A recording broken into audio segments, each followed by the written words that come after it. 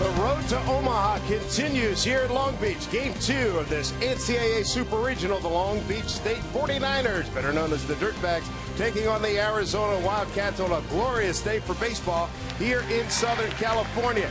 Arizona has a leg up, and they did it last night by knocking off the Player of the Year, Jared Weaver. Although he was dominant for 7 2/3 innings, 2 runs, 1 earned, 5 hits, 12 strikeouts in 136 pitches of action. He was benefited by Danny Mockney. Big 2-run single right here. This gave Long Beach State a 5-0 lead, and it looked like the Dirtbags were going to put a lock on this one. But then in the 7th inning, Arizona's Nick Hundley got the Cats on the board with his solo home run. And then later in the 9th inning, after a lot of damage had been done, the capper, Trevor Crow's RBI triple capped a 4-run 9th inning. The Wildcats rallied to beat Long Beach by the final of 6-5, and they're 1 win away from a trip to Omaha, Nebraska in the College World Series. Glad you could join us, everybody. I'm Dave Sims with Jerry Kendall and Mark Schlereth. And, Coach, let's go right to you. Arizona is in the driver's seat. Can they close it out today? They could very well. Last night was a terrific comeback. A lesser team would have buckled under the domination of this terrific pitcher, Jared Weaver. And, by the way, he's as good as everybody advertised. But Andy Lopez got him together in the 7th inning. He's keep going, guys. We can catch him, and they did. A run in the 7th, a run in the 8th, a great 4-run rally. Probably the most significant rally in this year's entire season. Meanwhile, Long Beach State playing here at home, Mark. They got to get the job done. How do they go about doing it? Well, I talked to the coaching staff. I talked to the players. They said we can't worry about what lies behind or what lies ahead, but we have to play in the moment. This is a relaxed club. They know they can get it done. And at batting practice today, they were focused, and they're ready to go, guys. As always, pitching will be a big factor today as we take in Mike Weathers' Long Beach State University Dirtbag lineup. And Brad Davis, the catcher, had 3 hits last night. He was a big part of their offense.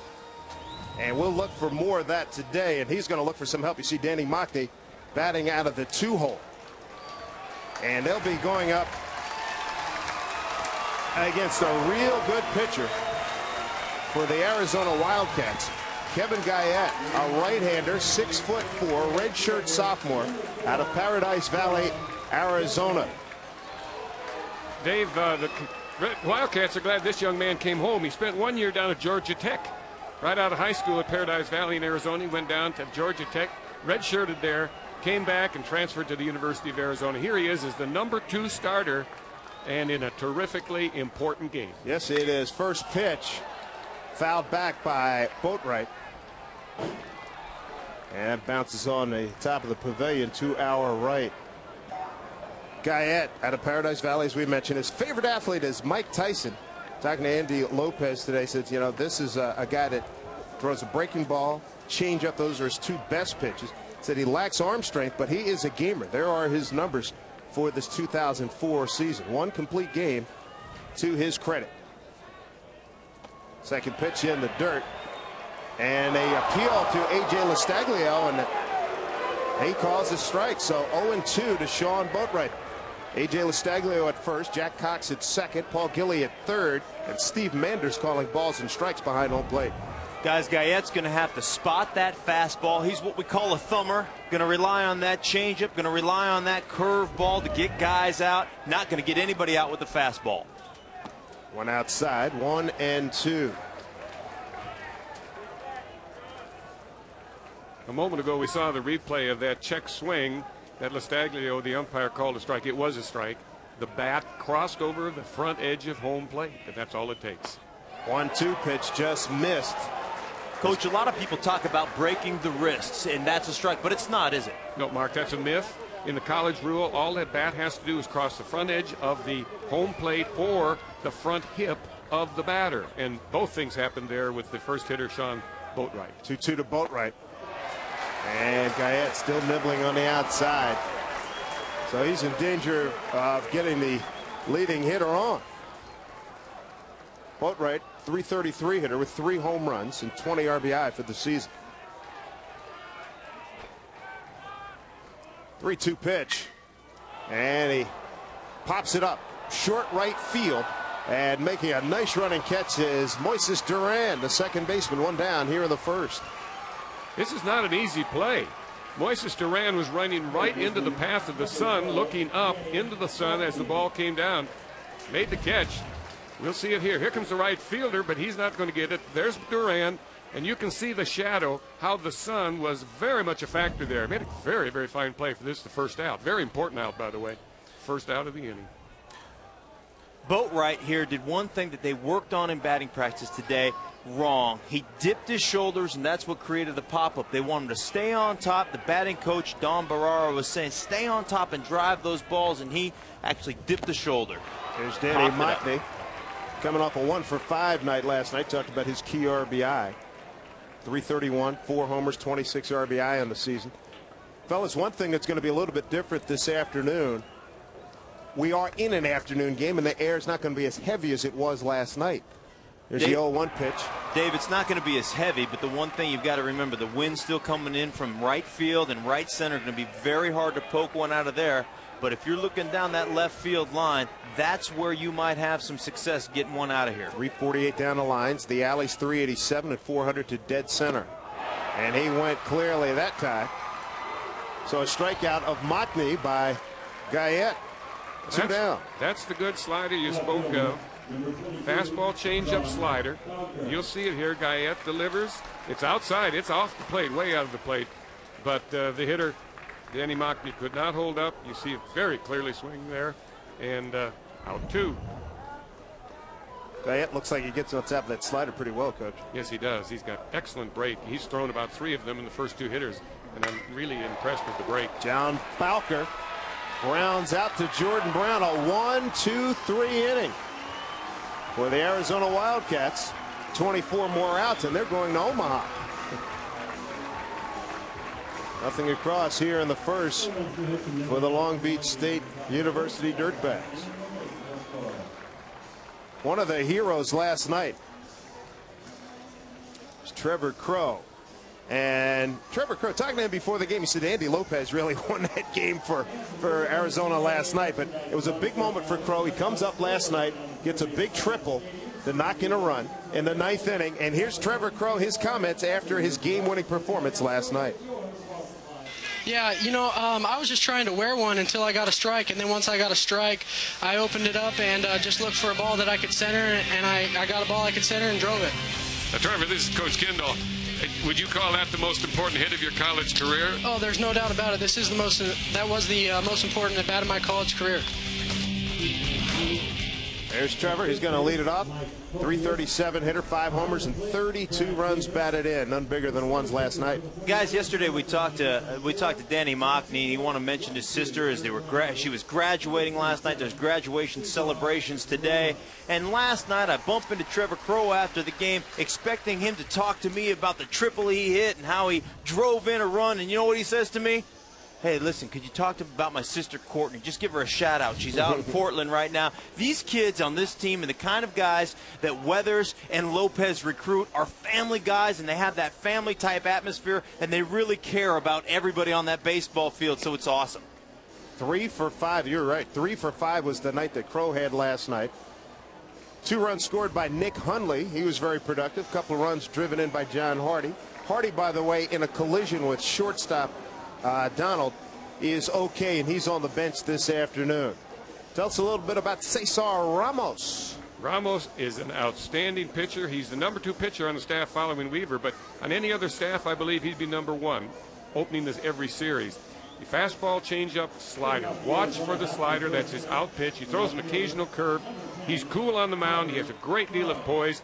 Mike Weathers has great confidence in sending him out in an important game. And you can see he doesn't walk too many people. Very impressive. Just 33 walks for this all Big West second team performer.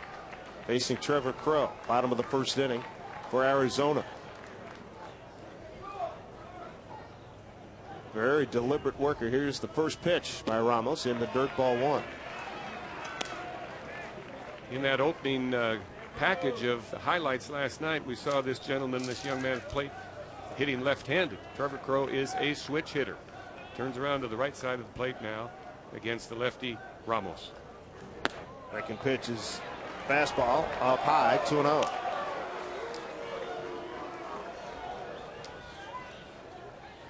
Trevor Crow talking to he and the shortstop Jason Donald. And they couldn't say enough about Andy Lopez when he got the club together, top 9 last night with the Wildcats trailing. And right now, here's Crow ahead in the count 3-0. He said a lot of times, coaches, you think about the coaches and what they can do, the impact in terms of what he did in terms of firing the ball club up. And this is an emotional young team anyway. Very young team, Dave. There's several key freshmen in the lineup, a bunch of sophomores, only one senior. The senior is Moises Duran, the second baseman. He'll be hitting 4th today. But they have a terrific team coming back and an excellent recruiting year also. Here's Crow ahead in the count 3-1. He draws. That looked like I thought that ball was going to be a little bit outside. So 3-2. He called the strike. So the count is run full. One thing you'll notice about Crow, and you mentioned it, Coach, is a switch hitter. He's got that power. He can drive those triples and homers when he's on the left side, but here he's more of a punch and shoot. He doesn't have the same type of power from the right side. Deliberate working, Cesar Ramos. 3-2 pitch to Crow. Bounce a couple times. The second baseman, TJ Bruce, one down. Well, the very fact that Trevor Crow, although he bounced out for the first out, he took Ramos deep into the count, made him work, shows that there's good focus at the plate. This comes down to a good at bat, doesn't it? Yeah, one of those good outs that coaches are fond of remarking about. Sure, he's 0 for 1, but it was a good out. He challenged the pitcher. Jeff Van Houten stepping in, a 2-hole hitter, and I know you guys enjoyed watching him last night. His first at bat, he legged out a double. I mean, just aggressively making the turn at first on a base hit to left field. Van Houten on the night last night went 1 for 4. Last night, Andy Lopez sent the signal that his team was going to try to stretch singles to doubles, doubles to triples. They're aggressive, they're hustling, and it worked for them last night. They were shut out by Weaver for a long time, but they didn't pull back. They didn't get timid. They kept after their aggressive game, paid off in the 8th and 9th. Good breaking ball by Ramos. Andy Lopez said that win last night obviously was huge. He said, A, it helps the program. B, showed that we could do it. We could come from behind. And obviously, C, it puts us a leg up here with a chance to go to Omaha with another victory today. Got his 100th win last night at Arizona. Very accomplished coach. Won the 92 College World Series at Pepperdine. 1-1 pitch. That's rifled into right field for a base hit for Jeff Van Houten. Well, Van Houten waited so nicely on that pitch. It was away from him, but he kept the short stroke. He kept his weight back. See where the bat is until he starts it? He kept the bat back. There was no lunging at all, and he drove it hard to right field. He looked to right field, and he drove it there. It's a great job of letting the ball travel deep into the strike zone before you pull the trigger. That's how you go opposite on these guys. Here's Jordan Brown, the first baseman, went 0 for 5 last night. Hitting .318 with 11 homers and 53 runs knocked in. One out here in the bottom of the first. No score, Arizona and Long Beach State. First pitch from Ramos is up high.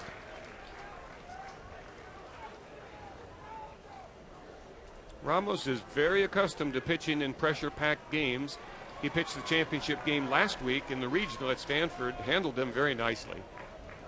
He did last year also in the super regional that Long Beach played. They sent this young man out there to carry the weight of the day for them, and he did very well then too. So although he's a young guy, he has plenty of experience pitching in tough pressure-packed games. So Pico Rivera. 1-0 pitch to Jordan Brown. Right up the middle. Play is there at 1-2. They get the double play. Nicely done. TJ Bruce to Tulikowski to Hopius for the double play. 1 inning complete. No score here at Long Beach.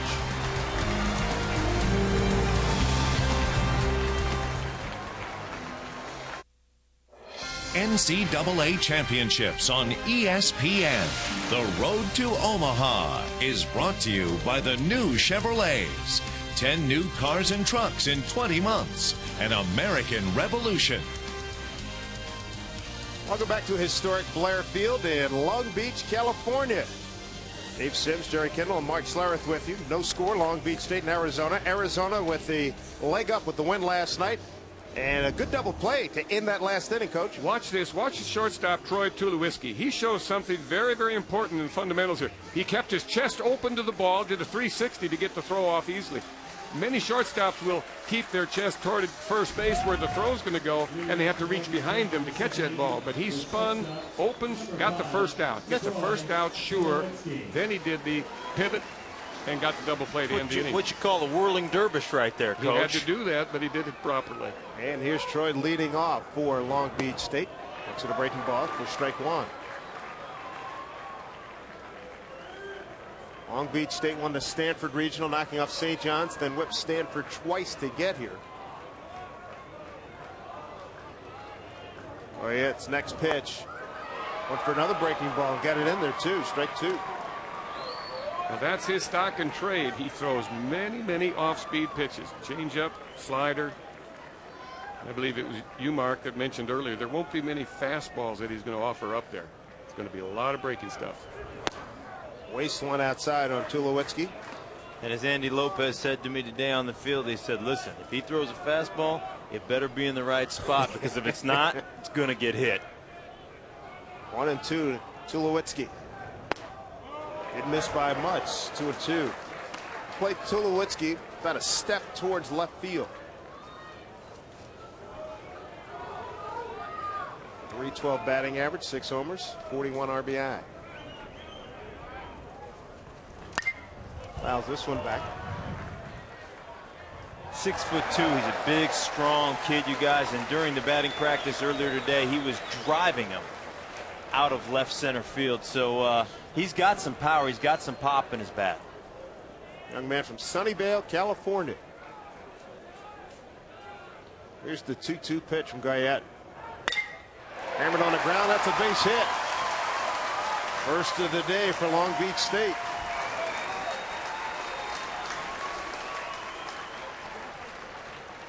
So Tulowitzki last night went 1 for 4 and gets a base hit here to start the second inning.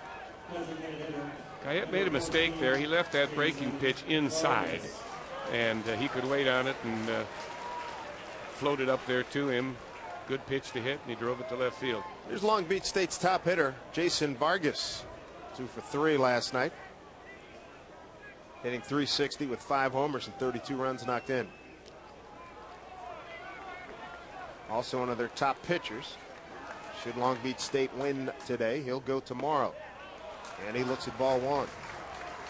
Vargas is second-round draft choice to the Florida Marlins, and you know why he went to the National League. He's a lefty that can throw 93, but obviously can handle the bat with a 360 batting average. So this kid can play both, and that's why he's a National League pitcher. That is valuable. 1-0 pitch. Fastball in there for strike. He may have told the scouts and the ball clubs, look, I want to go to the National League. I don't want to give up my bat. And they probably honored that. And the National League team did draft him. Runner on here in the visiting second. Fouled back by Vargas. Oh, he just missed that. He was right on that pitch. Good looking hitter. He does a great job of keeping his weight back at the bat and being able to just absolutely unleash on the baseball with that weight back. Got great hip drive. I asked him if he could hit a golf ball, and he said, oh, a country mile. I believe it. I think your key there was that hip drive. Yes, when you see him turn those hips and just get into the baseball, I knew he's probably got a pretty good golf swing as well.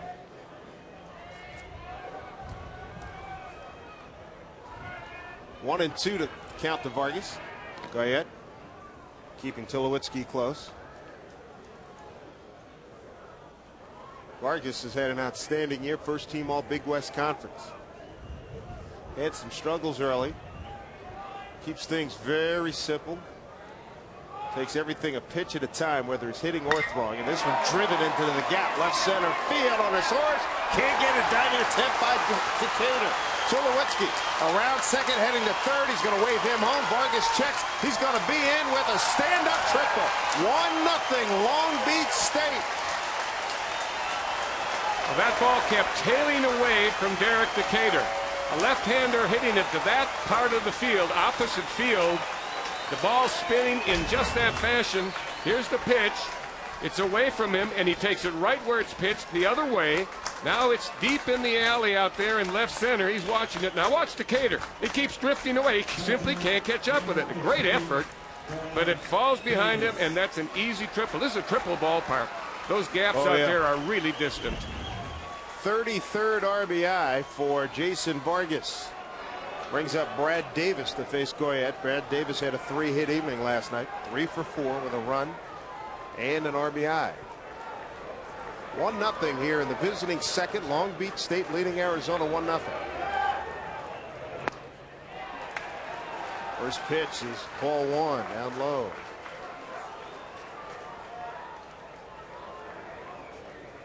Brad Davis, very accomplished catcher. At a Capistrano Valley High School from Mission Viejo, California. Next pitch is in there, strike 1, 1-1. I wouldn't be surprised, Dave, if he doesn't sacrifice him over to second. To step out on top, multiple runs here in an inning, and get on top of this game, he's hitting away. He was swinging away, and foul ball tracked down by Brad Boyer. So 1-2 the count to Brad Davis, the Long Beach State catcher. Mike Weathers, pretty good middle infielder in his days at Chapman College, played with Randy Jones, who went on to win a Cy Young Award for the San Diego Padres. Brad Davis trying to hang back on it, push it to the right side of the infield, get this run across the plate. Here's the 1-2 pitch to Davis, outside, 2-2. Mike Holthius, the first baseman's on deck, the 7-hole hitter.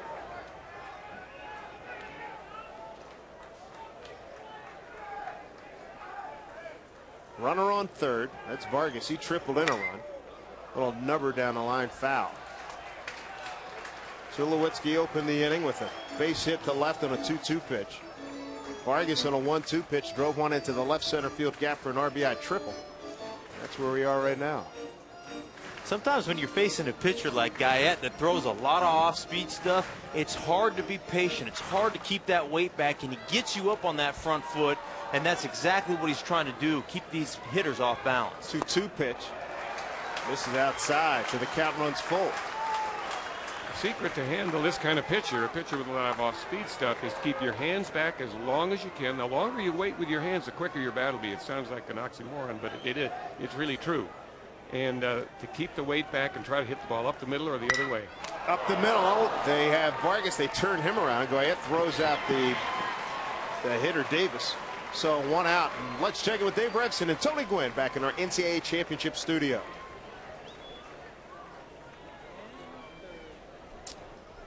First baseman, number 11, Mike Holthius.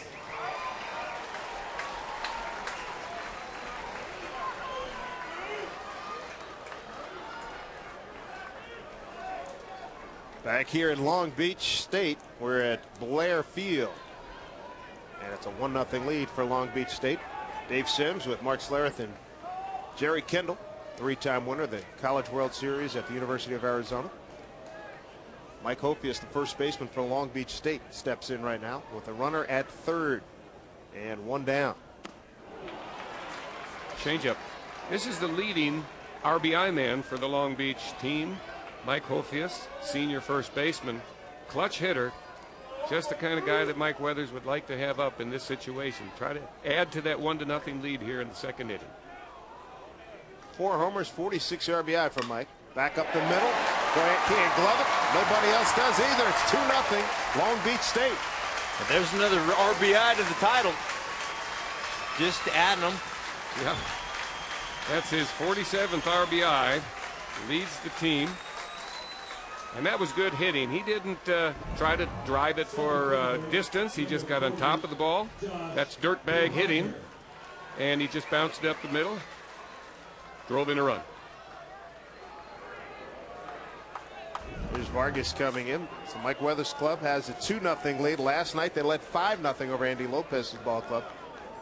Josh Buhajer steps in right now, the center fielder for Long Beach State. Bottom of the order, very productive last night for the Dirtbags. There's some small ball. Goyette looks at second, throws, and they got him. So the runner, Hofius, is out. 1-4. Make that 1-6. That was a base hit attempt. That was not a sacrifice with one out. It was a base hit attempt, not a very good one. He has to get that ball down the line, down the third base line, and he bunted it right back to the pitcher and forced the runner out at second base. But Guhajer will get the fielder's choice on the bunt. Bring up T.J. Bruce. Looking to get over that Mendoza line right now, hitting $189. Well, we've seen Goyette make 2 good plays in the field, a pitcher that can field his position. He's a good athlete. Tall and lanky. Good athlete, good fielding at his position. Goyette 6'4", born in Lexington, Kentucky. Matter of fact, I remember about his dad playing in Kentucky back in the 70s. His dad Bob played on the 75 ball club.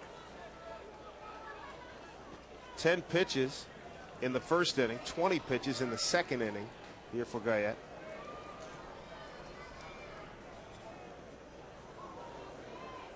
Want to know to T.J. Bruce. 2-0 Long Beach State here in the top of the second inning.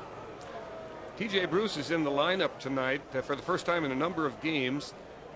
Chuck Sindlinger has been the regular second baseman. T.J. Bruce has played in a number of games, but that was because of an injury earlier in the season to Sindlinger. Sindlinger did not have a good night at the plate last night. Struck out twice, so Mike Weathers jockeying the lineup a little bit and putting in T.J. Bruce. Right now, T.J.'s ahead in the count, 2-0. RBI single by Mike Hofius and RBI triple by Jason Vargas has given Long Beach State the lead. This one popped up. Shortstop Jason Donald takes control, and that will do it for Long Beach State. But they put a couple of runs on the board to take a 2-0 lead into the bottom of the second inning.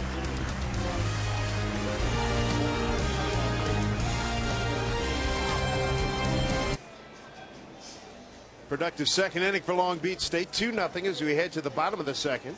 And right now it's time for the Home Depot coaching adjustment. Well, if Long Beach is going to win this ball game, they have to make an adjustment on their defense. Watch this play by center fielder Josh Guhajer. He's normally a sure-handed center fielder, but this is an error, clear error, because he took his eye off the ball, thinking that he might have to make a play with a throw. There was a runner on base who scored on that error, and it was in the 8th inning, and gave the Wildcats a breath there, and they came back with their big rally in the 9th. So Josh Guhajer's made some great plays. That one was not a good play. He needs to make the adjustment, keep his eye on the ball. Very simple rule, fielding. Long Beach State third behind Creighton and Vanderbilt in defense this year in all of NCAA baseball Division I. The 4, 5, and 6 hitters coming up here for Arizona. Moises Durant's going to lead it off, the second baseman, hitting .314 with 6 homers, 45 RBI. 0 for 3 with a walk last night. Cesar Ramos on the mound for Long Beach State. And he pours in another strike. 0-2. Getting back to the errors, guys, one thing you've got to be able to do as a baseball player or any athlete is you got to be able to put that aside. And then the other thing is you can't do more than you're asked to do. Just do your job, and that's one of the things they're trying to focus on here. Here's the 0-2 pitch. Up high. 1-2. Moises Durant, Jason Donald, and Richard Mercado here in the Arizona second.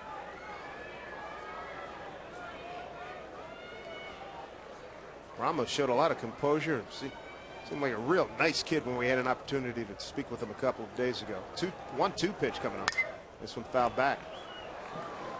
And yesterday was called on to move to second base after the injury to Hundley. He went from third and played second, and then they brought in young Brad Boyer to play third.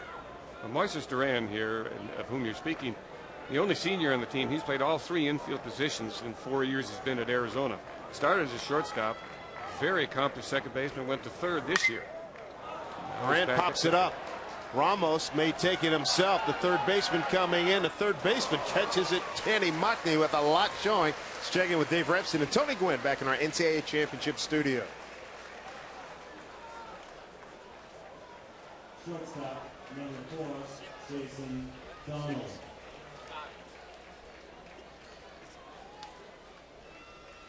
Oof. Oh, my God, that was crushed. Yeah.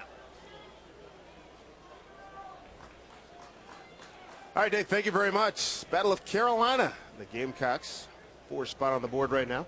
Jason Donald, the shortstop for Arizona, steps in with 1 out here in the bottom of the 2nd.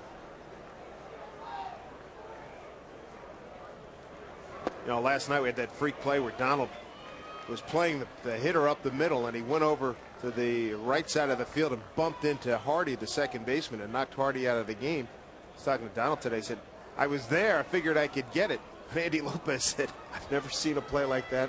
Hopefully I'll never see a play like that again. But you got to love the enthusiasm of his kids. He says he always points to his head. Play the game a little slower. Take it down a little bit. I like the intensity. Just dial it down just a little bit. Well, I have seen a play like that, Dave. In 1976, coaching the University of Arizona, our shortstop, Glenn Wendt, did the same thing to the second baseman, Les Piercy. 2 serious injuries. Goodness gracious. Donald fouls this one back. What did you say to him afterwards? Well, I couldn't fault either one of them. First of all, I was concerned about the condition. Sure. Piercy had his leg shredded. Oh, my goodness. The big quadricep muscle. And a neck injury for Glenn Wendt. Had to take them both out. They're out of the lineup for quite some time. But I couldn't fault either one of them for going for the ball. But I had to recognize, they had to recognize it was not good communication. Right. Shortstop has priority on that tweener, and they have to talk to one another to make sure that they understand. Well, Ramos outside and high with that pitch. Turned Donald loose here, 3-1, good hitter.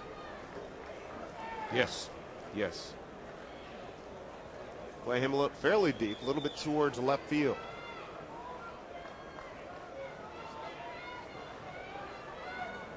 Three-one pitch. Hammered to right field, base hit. He had a big green light.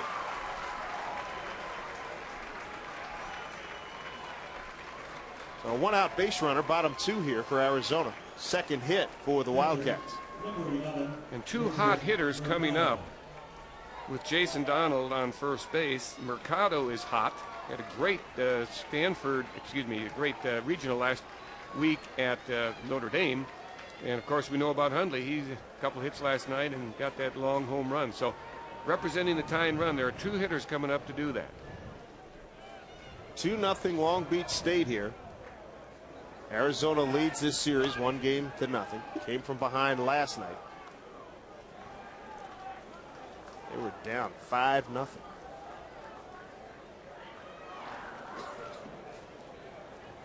It's important to answer back. Now, the 2 runs scored by the Long Beach team, if Arizona can just put 1 up on the board, they've shown that they can do just as well, that they can answer back and get something up there of their own.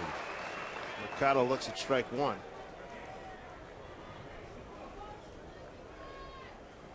Mercado's out of San Clemente, California.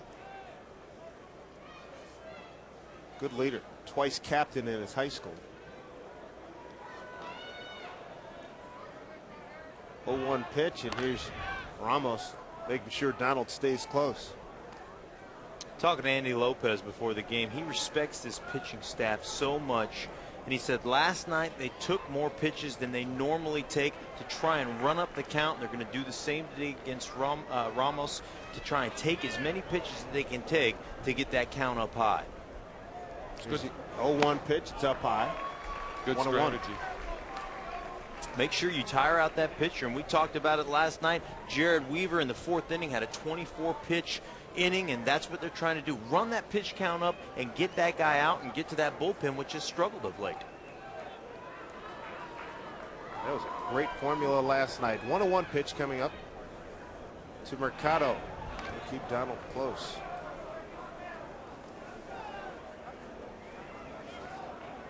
Jason Donald, 5 stolen bases on the season. It's been caught 3 times.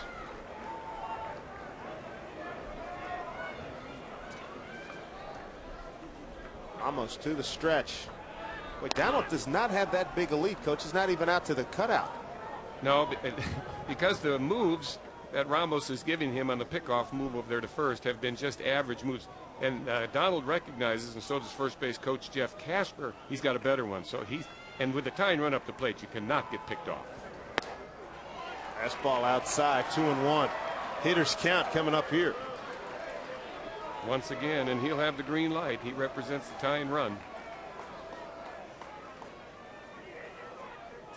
Mercado has 4 home runs this year, 29 RBI, and he's really been hot of late. Arizona trying to mount a threat here. Bottom of the second inning, down 2-0.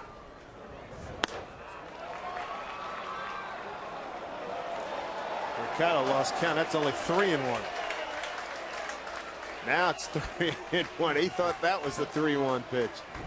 That's wishful thinking right there. That's just hungry to be down on first base. You know, he could be setting them up. He tricked you. Setting the trap.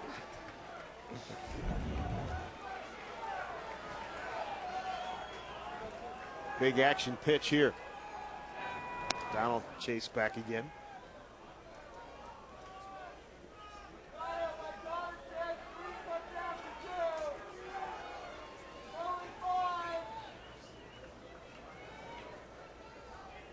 Brad Davis on the season's thrown out 14 of 52 runners.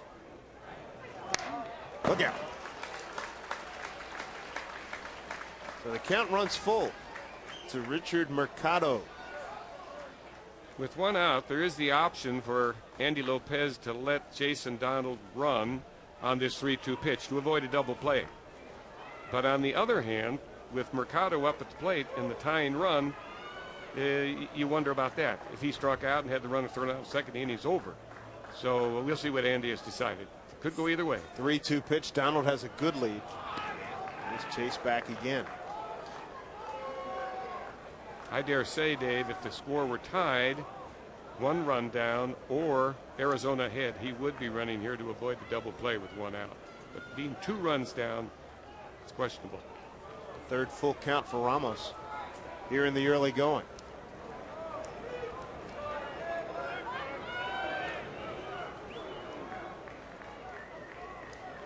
Everybody trying to get the timing and rhythm edge here, Coach. Step in, step out. Cat and mouse game. Hitter and the pitcher. Full count. Runner holds. This one hit the right field. Donald takes a look. He'll hold up right there at second. So the Wildcats, with 1 out, have runners at first and second.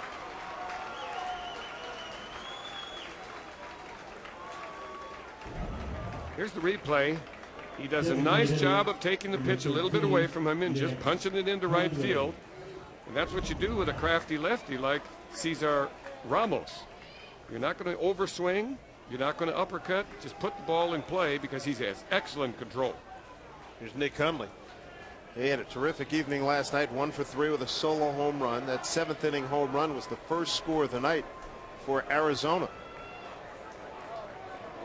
331 hitter, 4 homers, 25 runs, knocked home.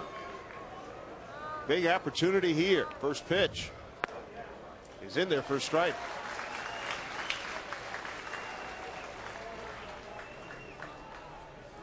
This is the time to be swinging. Tying run on base, first base. You don't want to get cheated up there now. You've got an opportunity to move those runners, perhaps score them. Be ready to hit.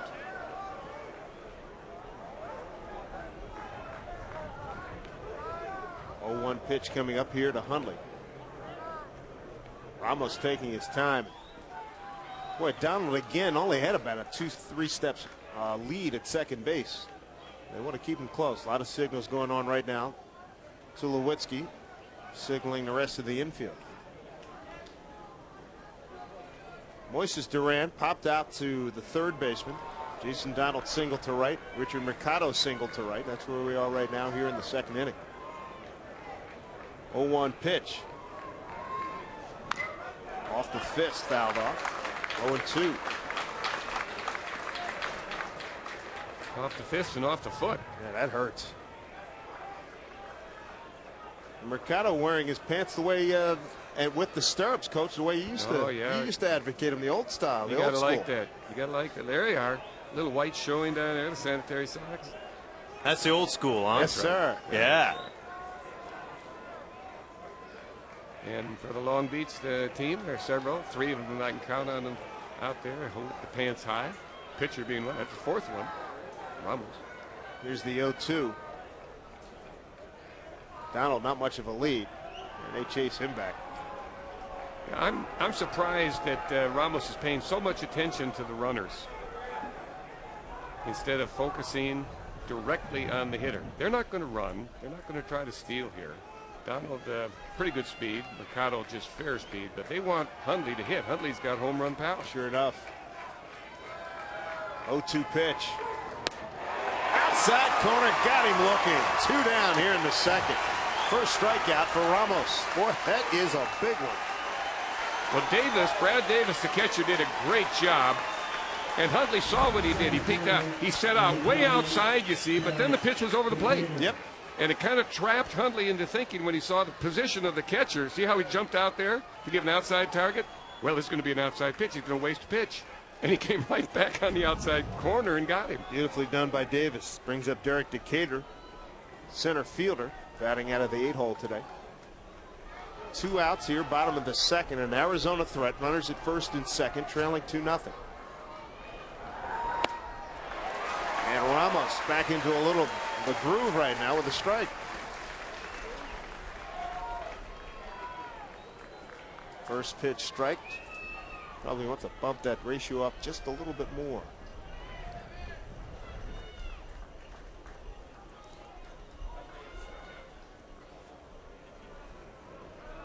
Decatur waiting a 0-1 pitch.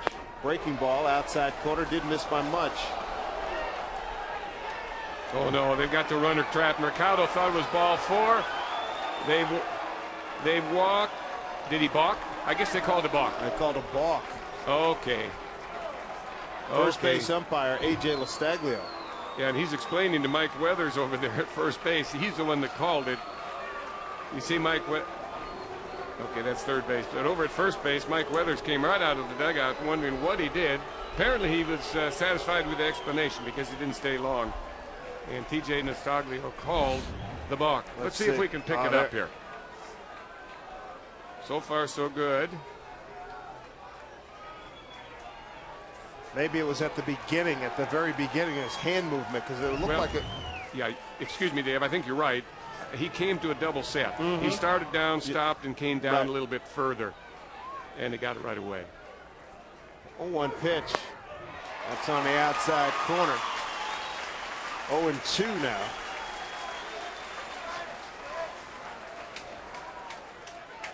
A lot of pitches here.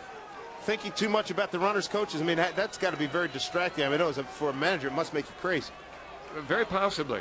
He's way into the pitch count here. And I think possibly he's just been distracted by those runners. Well, 0-2 pitch. Up the middle, and he got a gimme. Step throws, got him, and they're out of trouble. So Ramos gets out of a second and third 2-out jam. 2-0 Long Beach State.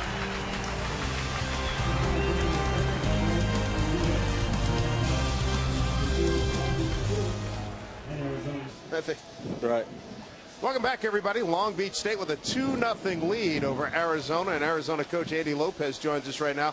Andy, give us a feel for after that comeback win, your team coming into today's game. Tell me about the momentum. Tell me about the feeling of your ball club today. Well, you know, we've been playing well for about the last 7 weeks. Very young team, lots, you know, freshman and sophomore oriented, and 8 of the 9 guys on the field today will come back next year. So it was a big win for the program, big win for the club, and you know, gets us one up. So, but we've got our hands full with Long Beach. I know that.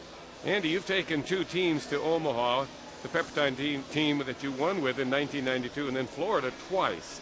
I bet you've been there. You know this wonderful feeling. I bet you're coveting this for your players, aren't you? You know what, Coach? As you well know, I want to see it happen for the program. And again, we've got to put a couple ball games together here, and hopefully we can do it today. All right, Andy, thank you very much. We'll check in a little bit later. Thank you. Andy Lopez, head coach of the Arizona Wildcats, who just had a second and third 2-out situation and couldn't push the run across. Long Beach State with a 2-0 lead. And back to the top of the order, Sean Boatwright, Danny Mockney, and John Bowker. 2 runs in the second inning. RBI triple by Jason Vargas. RBI single by Mike Hophius. Arizona won the first game last night 6-5, coming back from a 5-0 deficit. They survived against Jared Weaver. He went 7 2/3, struck out 12, gave up 5 hits, 2 runs, 1 earned. He wound up getting no decision. His bullpen let him down big time. 1-0 to Boatwright. This one popped up right side, giving chase is Jordan Brown, the first baseman. Second baseman has almost made the play, Moises Duran. Apparently Moises Duran called off Jordan Brown because he just ran right through the area. Brown did. Let's see what happens here. Okay, they both have a shot at it. Moises may be calling him off. Okay, I see what happened. Brown didn't see the ball. When he got over there, he looked up and looked up in the sun, didn't know where it was. Yep. And Moises tried to cover for him, but couldn't quite reach it. Great hustle. Great hustle by both men trying to get to that foul ball, trying to make a play for their team. Counts even to Boatwright at 1-1. Up high, 2-1. Boatwright popped out the second, his first time up. Lead off the game on a 3-2 pitch. Kevin Guyette, pitcher for Arizona. Breaking ball in there, 2-2. Guyette is working quickly on the mound. What a contrast to Ramos, right? And also last night to Weaver. Yeah. Weaver was so deliberate. But Guyette's getting the sign from Mercado and going right to work. 2-2 pitch. This one hit pretty well, center field. Derek Decatur, though, ranges over to get it. Easy out. 1 down right now. Let's check in with our studio. Dave Revsine and Tony Gwynn in our NCAA Championship studio. Third baseman, number 12, Danny Lockney.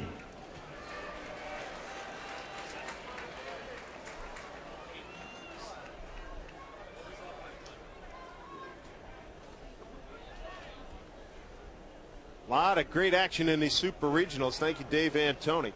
1 down here in the third for Long Beach State.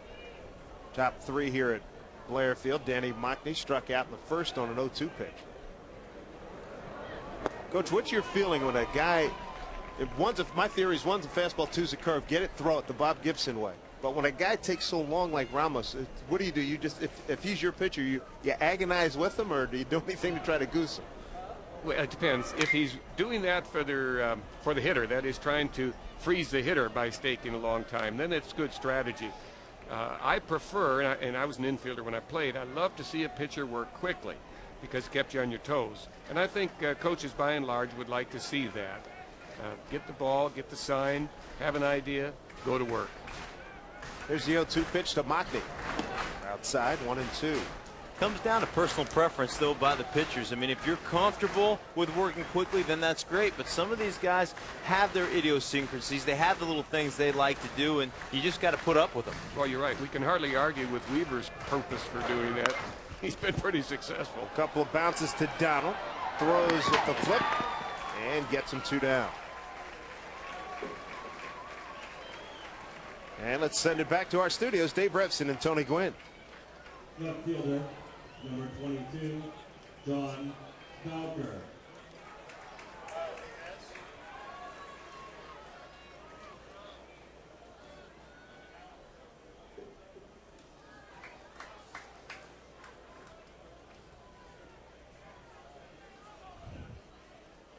All right, gentlemen, thank you. Back here at Long Beach. Fouled back by John Bowker, the left fielder for Long Beach State. We got word that Jared Weaver, the player of the year, the big right-hander, 6'7" right-hander for Long Beach State, is not here today. He's got a little under the weather. Hopefully he's back home and relaxing comfortably and enjoying our game. Swollen glands, we're told. Next pitch to Bowker's outside, 1-1.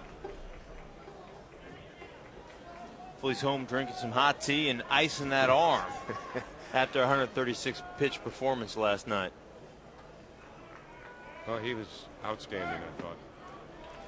Goyette's next pitch is in the dirt, 2-1. 2 quick outs here. Now he got a quick strike. First pitch to Bowker was fouled back, but he's starting to nibble. When you get ahead of him, this is his MO. You get ahead of the hitter, and then you go to work with your breaking stuff. Hit hard to center field.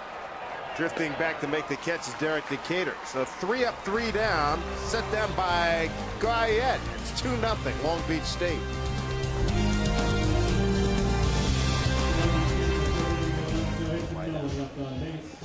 One of them couldn't ask for a better day, Mike. My goodness. No. Mike, give us an update on Weaver's condition. Is he? Yeah, he was okay? sick. He was sick yesterday. Actually, last couple of days, he's got some knots at. Here we go. knots Here we at go. his Hold on, throat. Mike. Hold on, Mike.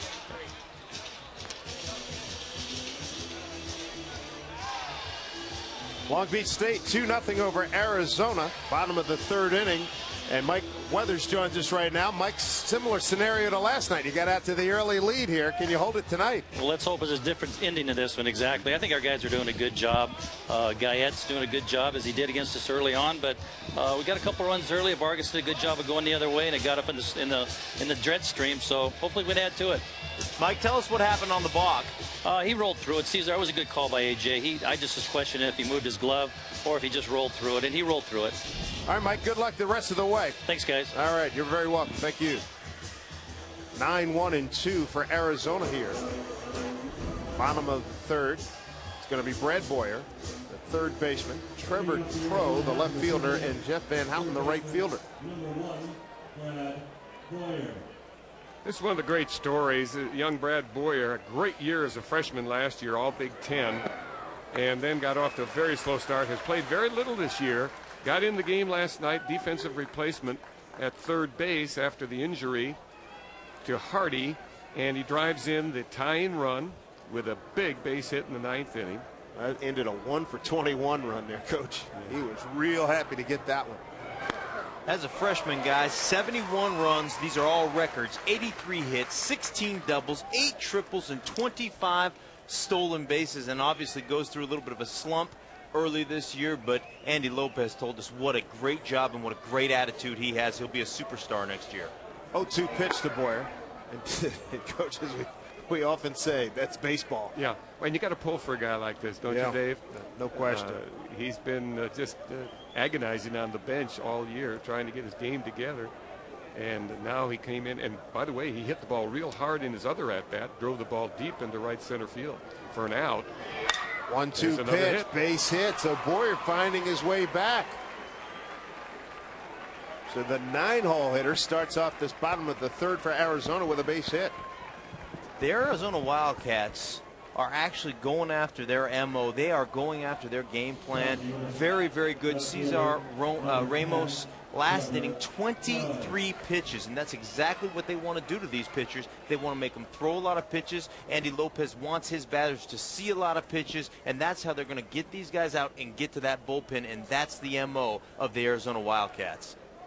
Back to the top of the order, and Trevor Crow, we knew something else we liked about that young man. He saw what his favorite movie was, Caddyshack. Oh. Sure, he could probably quote. He's the Billy Baru, as far as I'm concerned, Trevor Crow. And this kid can flat run. Told me he wanted to be a football player, but he decided, hey, listen, I'm such a good baseball player, I'm going to stick with that. Probably didn't grow as tall as he wanted to, but he can fly. When he gets on the base pass, he's a threat to score all the time. He's the size DB that you were hunting when you were with a guard with the Redskins and the Broncos. Here's the 1-0 pitch. Lays down a bunt, foul. Well, that's a good throw there, Davis. Wow. That was Barehanded. He didn't step. That was impressive. Man, and that's important too. Don't wait for the umpire to make the call. If you think there's any chance it's a fair ball, go ahead and make the play. Yeah. The umpire maybe didn't see it. He was blocked by you. You'll see it here now. It's definitely a foul ball. Tries the bunt, bounces up, but right away, Brad Davis is on it. Let's give it a shot. Let's see what the umpire says. I like the fact that Tulowitzki was there, and the thing I like even better, Ramos got down because he almost got drilled. 1-1. He'll keep Boyer a little bit closer. You mentioned going after those little DBs. We used to have a rule when I was playing football. If you had a choice between hitting the big guy and hitting the little guy, you always take the little guy. You live a lot longer that way. I'm disappointed in you guys. I thought you were such brave hearts. No, absolutely not. You ain't cheating, you ain't trying, we used to say. 1-1 pitch. Inside, just missed. Trevor Crowe, 2-1. Jeff Van Houten on deck, the right fielder. Van Houten looking into the dugout, studying Coach Lopez, see what's happening here. 2-1 is an action pitch. Could be a hit and run, although with the tying run up the plate, you don't want him to swing at a bad pitch. Arizona trying to capitalize this inning. Last inning, they left runners at second and third. Fastball, trying to work him inside. Missed. It's 3-1.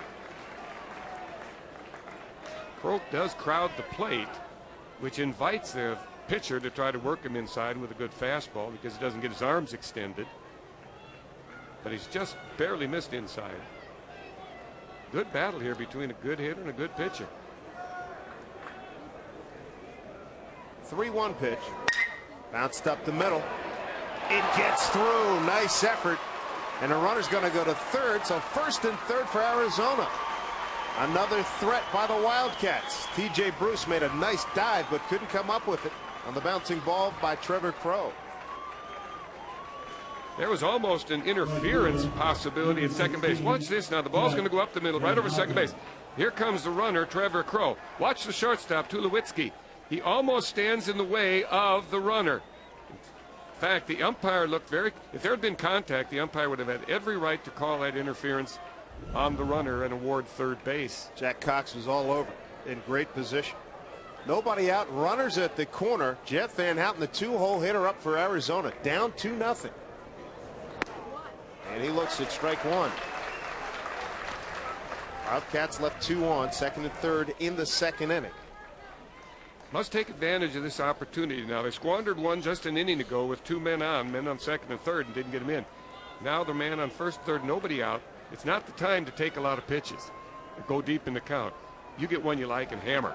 Vargas and Hofius with RBIs for Long Beach State, putting up 2 on the board. 2-0. Dirtbags inside. Brad Boyer's on third. Trevor Crowe at first.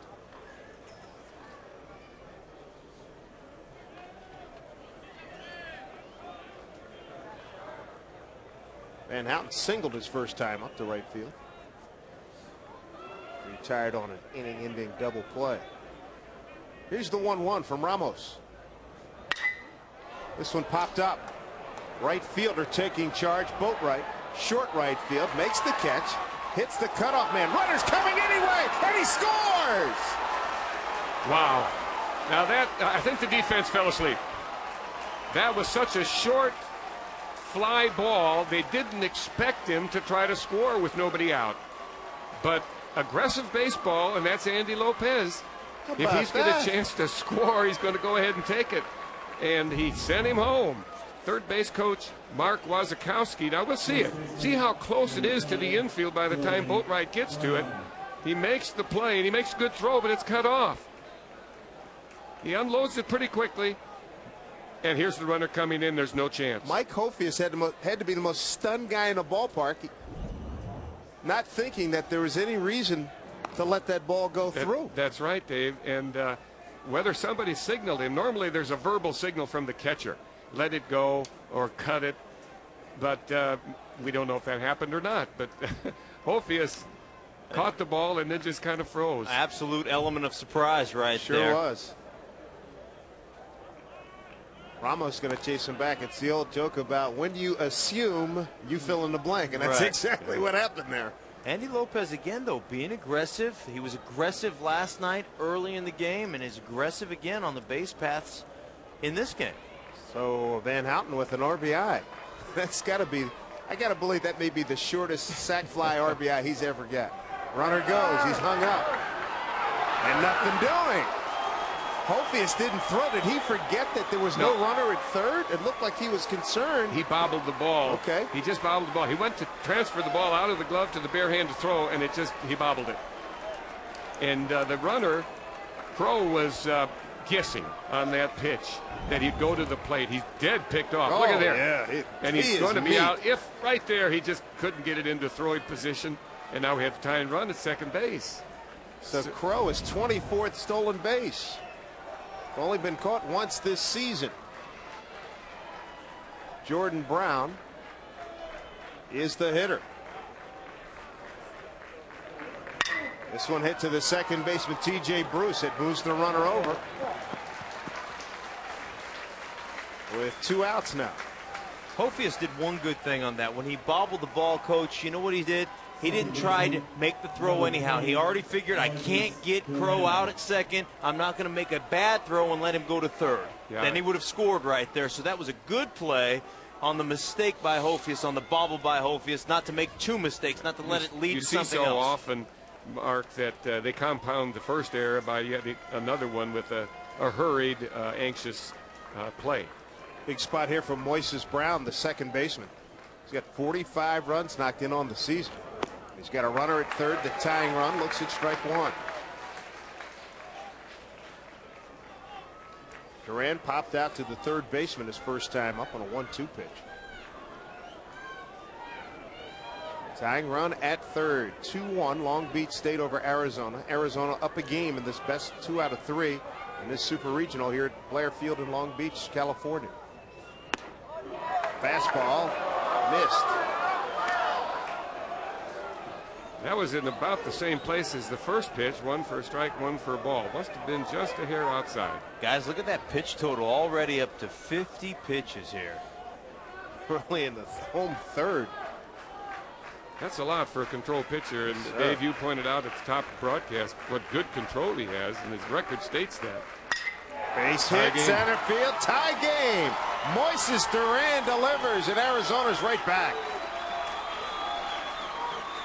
Guys, as we talked to Andy Lopez about Mo Duran, he said, listen, when I came into this ballpark, I have told Mo, you've got to change your swing. You've got to shorten it. He's a little man that's got a big swing, but we've got to play small ball. There he is staying back on it. There he is driving the line drive out to center field and scoring the run. Good job of accepting coaching by Mo Duran. Well, if he doesn't, he's going to be on the bench. Yeah, absolutely. Andy told us that, too. If he overswings here in this big park, I might have to replace him. But that would be hard to do because Moises is one of the leaders. There's Jason Donald, the shortstop.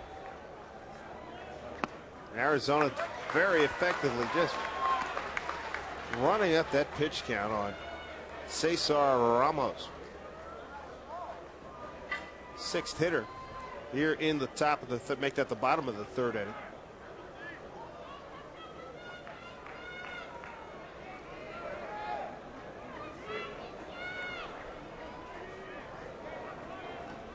The long delay here, and finally Donald steps out, was because Brad Davis was checking the bench to see what pitch would be called or possibly pitch out. It's not a bad time to run. It's 2 outs. Catch a 5-hole hitter up, sure. And he still's pondering over there, waiting for the sign. Now, is it going to be a pitch out? Here's the 0-1. Keep the runner close. He only had about a 2-step lead. Duran's not a bad base stealer. He's 5 for 6. Excuse me. He's 12 for 17. So he's one of the 2 definite steal threats, the other one being Trevor Crow. Good lead for Duran. Tell you what, Ramos must have about a dozen throws over to first base. Oh, at least a dozen throws to first base. All of them in the Lollipop League, though. So he's not too worried about beating up his arm throwing over there. Wonder if he'll reach that goal today. 7+ innings. Off the fists. Tulowitzki is back there for the out. Damage done. 2 put up on the board by Arizona. Score tied as we head to the 4th inning.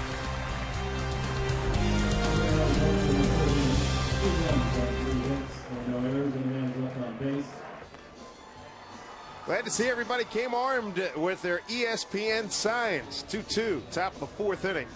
Dave Sims, Mark Sloreth, and Jerry Kendall with you. Arizona has tied it at 2-2. As we take a look at our Road to Omaha Super Regional storyline, what else is new, Coach? Texas advances to its 31st College World Series. That's a record. Nobody's been there more than the Texas Longhorns. Very impressive. Georgia, its first series since '01. Arizona trying to get there for the first time since you won it back in '86. And Arkansas versus Florida State. Arkansas with a 1-0 lead. Long Beach trying to add to its ledger here. There are the 4 trips of the College World Series. That 1989 one, their very first trip, hurts my heart because they beat the Arizona Wildcats in the regional at our home field, as a matter of fact. Is that right? Oh, yes. They had a terrific team. And so did we. Well, Mike Weathers, Andy Lopez, a couple of outstanding young coaches here in a terrific battle. It's going to be 4, 5, and 6 for Long Beach State. Tulowitzki's going to lead it off. He's singled to left his first time up. Guyette misses outside. Now, Guyette has a responsibility here. His team just tied the game for him, scored 2 runs. Now he's got to go after these hitters. No walks. That's the challenge to him. Let up pitch gets in a strike, 2-1. I'm so impressed with Andy Lopez and the staff here and their ability to answer. You know, you go down 2 runs, guys, let's go back out there and answer. That's what's happened in these 2 games so far. This one hit in the hole, base hit for Troy Tulowitzki, the shortstop for Long Beach. Second time with a base hit to left.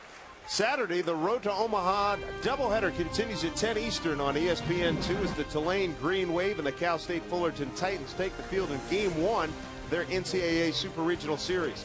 Catch additional Super Regional coverage with ESPN College Grand Slam this weekend. To order, call your local cable company or satellite provider. The Road to Omaha on ESPN2. More information, log on to ESPN.com. This time of year, you can always pretty much count on Fullerton being in this with a chance to go to Omaha as well, Coach. 2 great programs within fungo distance from one another. Long Beach State, watching today, and Cal State Fullerton down the freeway a bit. And here in Southern California, there are so many good players. So they can recruit right out of their backyard and put together College World Series type teams. They don't have to go far. Sure don't. They could save a lot of money just recruiting in their own backyard. They don't have to make all the trips. It just they have just a cornucopia of different players to pick from right in this general vicinity, and that's why these programs really have been so successful. 50th pitch coming up from Guyette. Fouled back by Vargas. Vargas did some damage his first time up. Triple to center field, knocked in the first run of the game. Out in center field, Derek Decatur is playing him still a little bit to the right field side of the outfield. I'm wondering if he remembers that he had hit the ball to left center last time. The ball tailed just away from Derek Decatur, went for a triple. And Vargas told us during BP, he said he generally doesn't pull it that much. There he is going the other way. Just absolutely amazing piece of hitting by Vargas. Staying behind, taking the outside pitch the other way, and I'm telling you, this kid not only can pitch, we'll see him on the bump tomorrow if the Long Beach State Dirtbags can make it go. We'll see him on the bump throwing. Look at that. Yeah, this is such good hitting. Look at those hands staying back, hitting off the braced front legs, hips quick, hands staying with the pitch, inside out swing. So the first 2 men have reached base here in the top of the 4th inning for Long Beach State. Brad Davis, the catcher, is going to step in. Bounce back to the pitcher on a 3-2 pitch back in the second inning. Possible bunt here. Yes, sir. There it is. Backs off. Small ball in play right now, Coach. Yes, Long Beach State is noted for their short game. The bunt, slash, hit and run, the steal. All of that has been very good to them over the years, and they're very good at it. They execute so well in the short game techniques. Gets it down. Great job. The throw. They get him. Sacrifice. As Brad Boyer throws him out. Sacrifice. Goes 5-3. Runners move up. Well done. Well, that's exactly what you want to do in that situation. First and second, nobody out. Make the third baseman field your bunt. Don't bunt it down first base because he's charging. He can make the fourth and third. Allows the third baseman to retreat in that case. But here he comes. Third baseman has no option but to come in and make the play. And that's what the good bunt by Brad Davis provided. And the lead run now at third base. Another run at second with one out. It's just good fundamental baseball. Getting the bunt down, receiving the ball with the bat, catching it, putting it right where you want to, and still making it tough for the third baseman. You've got to come up with it. You've got to come up with a fielding play and make a great throw across the diamond. Looks like they're going to walk intentionally with one out. I don't know what. Yeah, they are. How about this for the infield? You see the third baseman out there in left field. the shortstop? The shortstop. Yeah. And that's just in case that the pitch is, of course, they're trying to walk him, the pitch outside, but if it gets too close, he would reach the out hitter and could punch just it. reach out and hit it over there. So they're guarding that particular place, that territory where the ball would probably go. Coach, you got to tell me, you've seen that before. I've never seen this formation before. But I remember it in the World Series, I believe, in the Reds benching those guys. Somebody reached across and punched one. But yeah, it can happen. I've seen it. Of course, I've seen thousands and thousands of games. But if the pitcher isn't careful, and the catcher, by the way, cannot leave his position until the ball is released. Watch his feet. When the ball's released, now he can jump out and make the receiving. Otherwise, it's a catcher balk. That's correct. And the runners would advance. And I've seen that too. The catcher committing a catcher's balk by leaving his position before the pitcher releases the ball on the intentional balk. Andy Lopez going to come in to discuss. Ross Stout warming up down in the bullpen. He's warming up for Long Beach State. Andy and his staff will go a long way with Kevin Guyette today. Even though his bases loaded and one out, but more than a bit of trouble. This is a jam. Oh, yeah. But there's nobody in the bullpen. Kevin Guyette's very durable, pitched a lot of innings. And the other factor, maybe even more important, is the bullpen is not strong. Bullpen's Same not for both clubs. Right? Yes, bullpen's not strong. The other thing about Guyette is when you're throwing 76-mile-an-hour change-ups and curveballs and sliders, and you only spot a fastball occasionally, and you're not running up there in the 90s, your arm stays a lot fresher. You know, a lot of guys will tell you don't throw hard enough to get a sore arm. Nothing doing in that Arizona pen. Big boy, this is yours. Go get him. There's the empty bullpen. Infield. Playing back. Bases loaded here. They're going for the double play. Yes, sir. Josh Buhadra slashes one foul. This inning started with Tulowitzki. Base hit to left, followed by Justin Vargas, a left-handed hitter. He slapped one to left. An outstanding sacrifice. Bunt by Brad Davis moved the runners over. Then the intentional walk to Mike Hophius loads the bases with one out. And Andy Lopez and the Arizona fans hoping that Kevin Guyette can throw a ground ball double play here.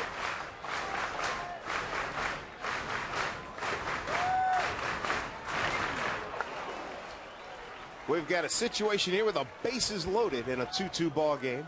Long Beach State got the first two runners on, played small ball, bunted them over, and then put Hophius with an intentional walk, loaded the bases. You've got Tulowitzki at third, Vargas at second, and Hophius at first, beg your pardon. Josh Buhadra with an 0-2 count. Just missed outside. And they appeal down to Paul Gully at third, and he said no, he did not go. So 1-2 the count to Josh Buhadra. Earlier today in batting practice, really working with Josh about staying back and not getting on that front foot. Has a tendency to get himself a little bit off balance. Really working hard on staying back there. Dave Sims, Mark Sloretta, and Jerry Kendall with you. Fly ball left field. It'll be a play at the plate. Runner tags. Crow makes the catch and then hits the cutoff man nicely. 2 down. Well, a good arm by Crow prevented the runner from third, Tulowitzki, from trying to score. Now with one out, there's pretty good percentage in trying to make the attempt to score, because that's a second out that will be committed there or occur on the fly ball. Now they're down to 1/3 of their offensive potential. He had a chance to score on that ball, I thought. Crow prevented it with a good throw. Long Beach State took a 2-0 lead in the second. Arizona added 2 in the third to tie it. It's kind of different. It's kind of the difference between Arizona and Long Beach. Arizona, we've seen them on a short fly out to the right fielder, where they took the chance. They ran down the base path to make a play at the plate and caught Long Beach sleeping a little bit. This one, you thought they'd have a play at the plate, and they didn't run it. Interesting. On that fly ball, I think they caught the whole ballpark asleep. To be honest, the ball was so short, was not in deep right field. Here's a pinch hitter. Sure enough, Number 2, Travis Udvarelli is going to step in as a pinch hitter for T.J. Bruce. So Udvarelli with the bases loaded against Guyette. First pitch swinging, fouls it off. Bases juiced here for Long Beach State. Troy Tulowitzki at third. Jason Vargas at second. And Mike Hofius at first. Couple of base hits, a sacrifice, an intentional walk, a fly out, a short left field, 2 outs here, and pinch hitter Udvarelli looking to get something done here for the Dirtbags of Long Beach State. Guyette misses outside. It's 1-1. Mike Weathers with the short leash on TJ Bruce. He popped up, as you remember, the last time up, got underneath the ball, and here we see Udvarelli, who actually came in and played a big role in the attempted comeback of Long Beach last night. Udvarelli 1-1. He also got a big hit last week in the regional play. And here it is. Mike didn't want to wait any longer to get one of his good pinch hitters up there. So here in the 4th inning, he's removed the second baseman, Bruce, pinch hitting with Udvarelli. And he has Chuck Sindelar now that he can put in at second base. Here's Guyette. Outside and high. Nice recovery by Mercado. Mercado's did a great job behind the plate, moving his feet. Especially when you get a pitcher that's throwing a lot of changeups, a lot of curveballs. You know you're going to get some in the dirt. You know you're going to get some that are going to float away from you. Not just reaching his glove out there, but really jumping over, moving his body to the baseball. Here's Guyette's pitch. Udvarelli swings through. 2-2. Big pitch here. Sure is.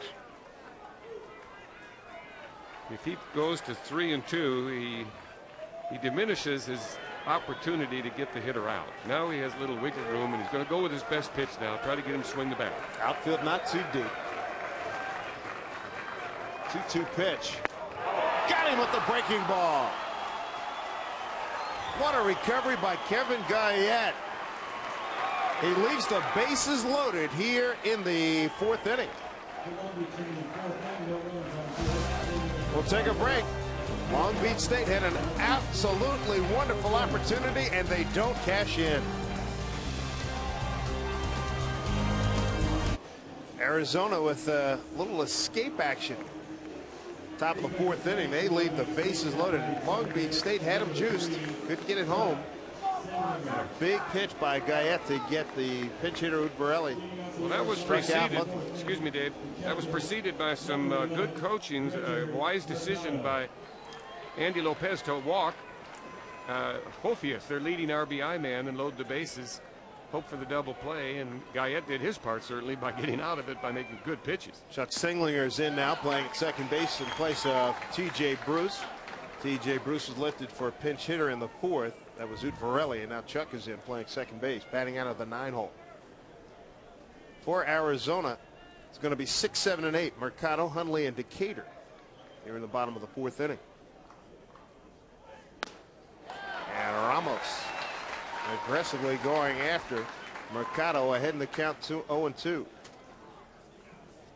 2 runs in the 2nd inning by Long Beach State, answered by Arizona in the bottom of the 3rd. 2-2's the score.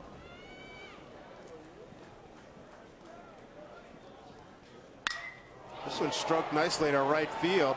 Boatwright has to go back to get it in the alley. 1 down. For a complete television broadcast schedule for all NCAA Super Regional games available in your area, go to NCAAsports.com. NCAAsports.com is the official online home for all 88 NCAA championships. 1 out here in the bottom of the 4th. It'll bring up Nick Hundley. Favorite subject, history. Well, he knows for sure then that it's been a long time since Arizona's been to the College World Series. Jerry, you got to play there as a player and then managed there and coached there for a long time. Well, you won 3 championships, but what was your greatest thrill? Was it the first title? I think so. In 1976, it was the first national championship that Arizona, as an entire school, had ever won. And we came back from some disappointing things in the early part of the season, some losses and some slumps. Had a great team, and they really recovered nicely. I think that was probably the biggest thrill, yes. 1976. Nick Hundley. 1-1 pitch to Nick. Breaking ball in the inside. And the distinction you hold when you're playing at Minnesota, you hit for the cycle. Did you realize that you had hit for, or your process of hitting for the cycle? No, I didn't. Maybe I was reminded. I don't remember. I have very little recall on hitting for the cycles against the University of Mississippi. I know that much. Let me guess, they're all line drives, right? Yeah, maybe that was it. Here's the 2-1 pitch. Coach, how did it compare, though? How did it compare winning a championship as a coach versus you were the first player ever in history to win a championship as a player in the NCAA and as a coach? How did that compare? Well, Mark, there was no comparison. It was winning as a coach because you could share that with all of the players and all of the parents. As a player, I was pretty well focused in on my own performance. Ooh, good attempt down there by I Hoffius. should say that's dirtbag baseball, isn't it? It sure is. Hoffius sacrificed his body trying to get to that. He ate a lot of warning track down there. But to win it as a coach, because you see so much of the preparation bearing fruit that you didn't see as a player. All of the things that went in behind the great effort, all the players doing their part, the coaches doing their part. You keep in relationship with a lot of those players, those former teams? Yes. There's a very paternal feeling I have toward all of those guys. 3-2 pitch to Nick Hundley. Oh, he hit this one pretty good. Backing up is Buhagiar right in front of the warning track. And he's there to record the out 2 down. Well, we had the opportunity to talk to Terry Francona, the manager of the Red Sox, about his experiences with you, Jerry. I know that's one reason he doesn't have a lot of hair is because of me. But on the flip side, when you're 18, 19, 20 years old, you're so impressionable. And whoever is leading you in that direction, you really listen. Thankfully, I was with Jerry Kendall. Well, that was nice of him to say. Terry was one of the great players we had. And you know that he is such a genuine person, and that's why he's a good manager in the big leagues. You bet. There's no deceit. There's no bravado. He's just a genuine, wonderful guy. What you see is what you get. He talked about how he made you lose some of your hair. Well, Terry Francona, now you look at him. I mean, as a kid when he was playing for you, he was a full head of hair, and now he got into coaching, and look at all that hair's gone. He knows exactly what happened. I remind him of that. Yeah, he put you through it. Well, he's got some tools to work with in Boston. They are freely spending money. They've brought in some outstanding players, and they're in a heck of a race with those Yankees. Jerry Kendall, look at this this resume here, Coach. Nicely done. Where did all that come from? 3 World Series titles. 3 for 6. That's a very good percentage. Well, I've been deeply blessed to coach at Arizona and to play at Minnesota. Mm-hmm. Who's your coach in Minnesota? The legendary Dick Siebert. You're from Philadelphia, Dave. Yeah, A's.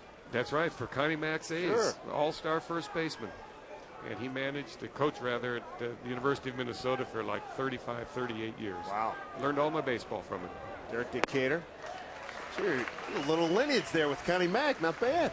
That's right. If you look at my scorecard now, Dave, you'll see that I am using Connie Mack's system. No kidding. It's very unusual, isn't it? Not at all like the normal system. Yeah. And that's Connie Mack. He did it with a scorecard that he held in the dugout, dressed, that's exactly right. Yeah, Sunday best. Sunday best, a shirt and tie. And Dick Siebert learned that from Connie Mack, and he taught it to me, and here I'm still using it.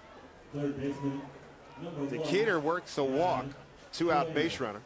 We got our Brad Boyer, Dave Sims with Mark Schlereth and Jerry Kendall. Glad you could join us here. Super regional action here in Long Beach, California. And Arizona, and we're behind the screen here. We'll wave. There we go. Pay no attention to the men behind the curtain, ladies and gentlemen. Hey! I'm sorry you don't get to see Mark's beautiful tie. Oh, well, you know what? We both wore blue shirts and yellow ties, Jerry. It's like our wives dressed us. Good thing they do. Yes, indeed. That pitch just missed outside to Brad Boyer. Boyer with a single to right and scored on the Van Hofen sacrifice. Brad Boyer, big night last night coming off the bench, big today again. And Andy Lopez told us this is a kid going to be a superstar. Was his freshman year, struggled a little bit his sophomore year. Said this guy has got all the tools to be a star in the Pac-10 and to be a star nationally. He's snapping out of it, isn't he, Mark? Yeah, he is. And it's fun to see. Isn't it fun to see a kid that, you know, worked so hard and has had success come back out after a little bit of a slump? He's ahead in the count 1-0, and he was hacking. 1-1 to Brad Boyer. Brad was the first Arizona freshman named to first team All Pac-10 honors. That's how good a year he had last year. Boy, that is remarkable when you think of all the good freshmen that have played at the University of Arizona over the years. 1-1 to Boyer. It's two for one last night with 2 RBIs. So, yeah, you're definitely right, Coach. He is breaking out of it a little bit and really helping his Arizona Wildcats to a victory last night. Good day. Base hit, RBI, and a run scored so far.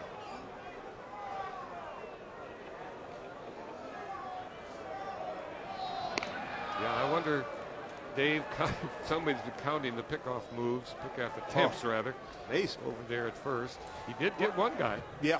The Arizona Ball Club seems to have really gotten into Ramos's head a lot. I mean, to be paying this much attention. They're just bouncing around over there at first base. Well, Arizona did lead the Pac-10 in stolen bases. They love to run. Andy Lopez turns them loose. Boyer swings through. It's 1-2. So you see Ramos right now throwing that slider. He talked about his out pitches, that slider, trying to run it in backdoor against right-handers and keeping it low and away from the lefties, and that's exactly what he was able to do right there. Boyer swinging right over the top of it.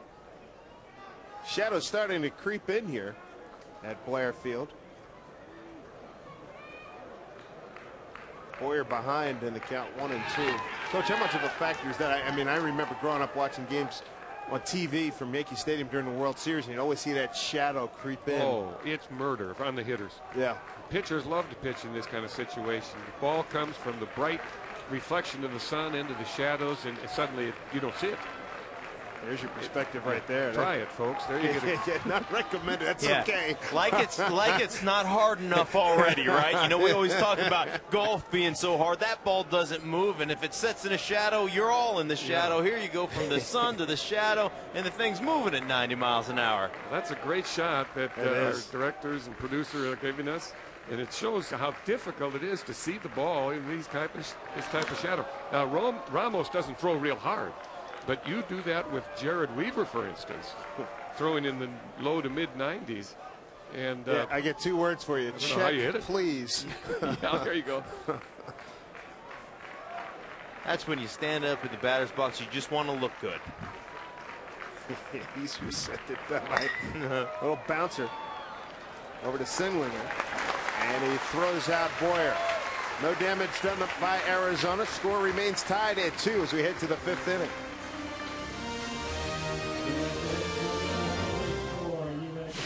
Welcome back, everybody. Here's how the runs have scored. 2nd inning. Look at Vargas driving one deep into center field. That was good for an RBI triple. And then Hofius banged home a run. It was 2-0. Long Beach State. That was top 2. Bottom 3. This is a heck of a play here. Look at the runner scoring on that short fly ball. That was 1 run, and then an RBI there by Moises Duran. 2-2, and that's where the score is right now. Your game summary. A couple of runs scored in the 3rd. RBIs by Crow and Boyer. Guyette, 4 innings. Hasn't walked anybody in the Dirtbags. 2 runs in the 2nd. RBIs by Vargas and Hofius. Ramos, 4 innings, a walk and a strikeout. Both pitchers are doing very well. They're hanging in there. They're giving their team a chance to win this ball game.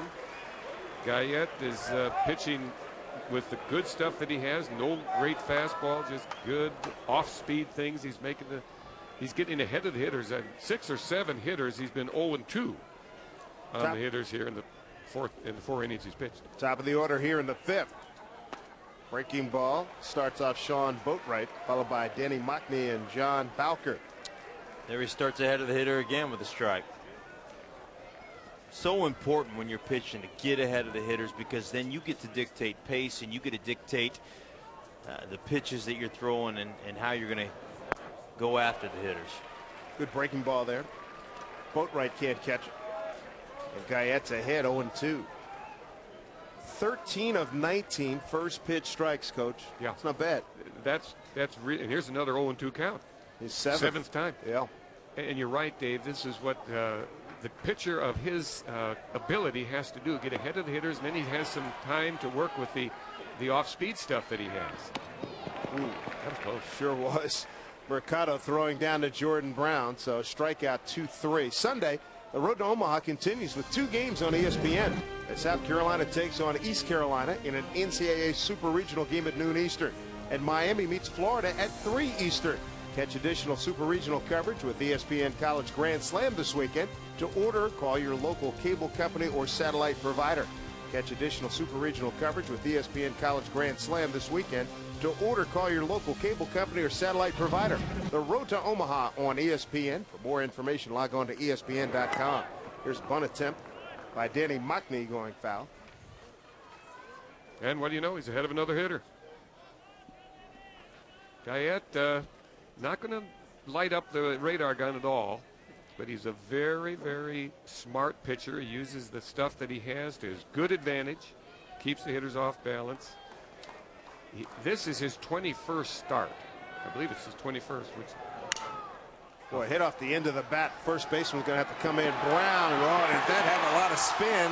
Throws it away, runs into the batter. Well, he gets second base. You bet. Moises Duran interfered with him over there. He was trying to get his balance after beating out the ball, the error by Brown, and then he ran into Moises Duran, created interference, and once again, the A.J. Lastiscio right there. We'll see it happen. Off the end of the bat, Mockney has a good chance to beat it, especially now that Brown is bobbled. He does beat it, but he throws it away. Now see if we can see the runner. Here we'll see the collision. This is a good angle. And right there, easily called by A.J. Lastiscio, the umpire, and he's awarded second base. It was not intentional, of course. Is that going to be, let's see, they got a base hit. That'll be what, a base hit E3. Yes, he advances on the air. Next hitters, Danny Mockney. Check that, John Bowker, beg your pardon. Bowker's up. Mockney's on second. So the error on the first baseman and give him a base hit, an infield hit. So Long Beach State with a chance now to regain the lead. Bowker. 0-1 pitch. Well, I tell you what, his changeup is very effective. And he throws it, and the fastball counts a lot of times. There's that changeup. Oh, yeah. Down and away. And Bowker trying to load up. And in the shadows, an off-speed pitch you can't pick up. Yeah. Sometimes you can pick that off-speed pitch up and stay back, but in the shadows, you can't do it. You be the hitter at home, folks. That's what John Bowker's looking at. Bounce foul down at the first baseline. So many times you see these pitchers with the radar guns out and everybody wants to overthrow, and you know, it's almost like running 40s when you talk about timing guys' speeds, or in baseball it's running 60s. You know, you look at that stuff and you say, who cares about it? Can you pitch or can you not pitch? And that's what it comes down to. And it doesn't matter if you're throwing 96 or if you're throwing 86. If you know you can spot it, you can change speeds, you can be an effective pitcher. Can you play the game? We can all come up with pitchers who didn't throw hard at all but were very successful. And one of them, we talked about him yesterday, I think, in the car coming over here, Jamie Moyer. Been around Maddox. for a long time. Maddox is Greg another. Maddox. Go back to Stu Miller. Well, nobody knows that name Oh. except you and me, Dave. Now there's a few guys. You remember that '62 World Series? He got blown off the mound during that storm plague series between the Giants and the Yankees.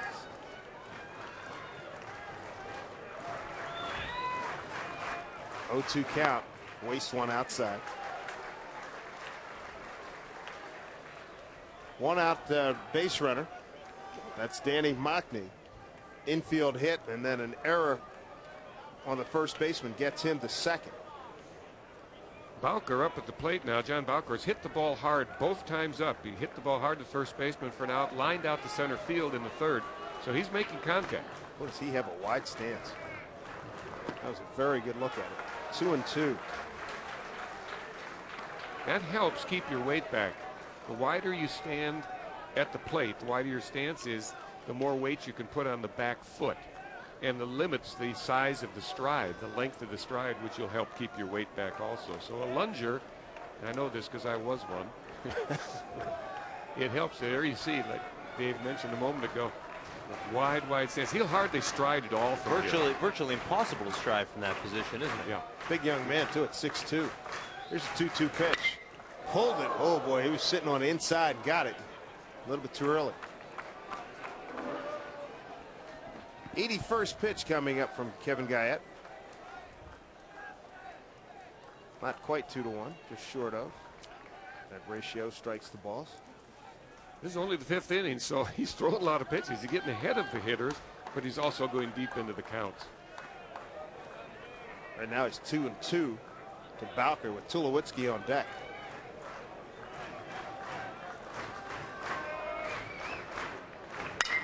Pulls it. Going to move the runner over. So a ground out to Moises Duran, 2 outs. So Tulowitzki has a runner 90 feet from taking the lead here for Long Beach State. Tulowitzki having an outstanding afternoon. 2 base hits to left and a run scored. One of the most talented players on this baseball team, and even Vargas, the DH, who is pitching and hitting in the second-round draft choice, told me today at batting practice that this guy may be the most talented player around here. And even in this Southern California area, he's that good. Big young man for shortstop, too. Swinging on that first pitch, fouled it back. I'll tell you who confirms that opinion, Mark, is John Winken. John Winken, in his 80s now, has been around baseball all his life. Very distinguished coach at the University of Maine for many years at Colby College. He's here as the NCAA tournament supervisor. He told me when we were here for practices on Thursday, this is the best player he's seen all year. Wow. Troy Tulowitzki. Here's the 0-1 try. Swings through that one. 0-2. Now he's going to have to step out of the box, and the coaches, Mike Weathers talks about this all the time. Step out of the box and get yourself back into your zone. Don't worry about those 2 pitches that you swung at and you didn't get. Get back in there. You can still have a good at-bat. They really talk about the mental aspect of the at-bats. Here's the 0-2 with 2 outs. Wastes one inside. Breaking ball got away from him. Now, the pitch before this, Tulowitzki had a terrible swing at Guyette's changeup. He didn't see it coming. He was out on his front foot, and I'm wondering now if this isn't the place to throw him another changeup. You don't want to duplicate the changeups too often. You don't want to throw too many in the same at-bat. But with the shadows out there, let's see what he does. Bounces one to second base. Duran's got an easy play, throws him out, and the Long Beach State threat is turned away. They strand a runner at third. Scores tied 2-2, middle of the 5th.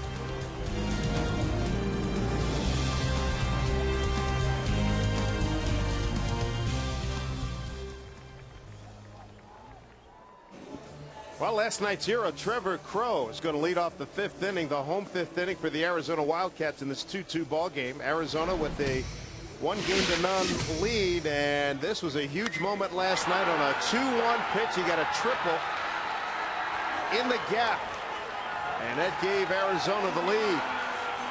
And the biggest hit of his career, and it brought Arizona all the way back from a 5-0 deficit.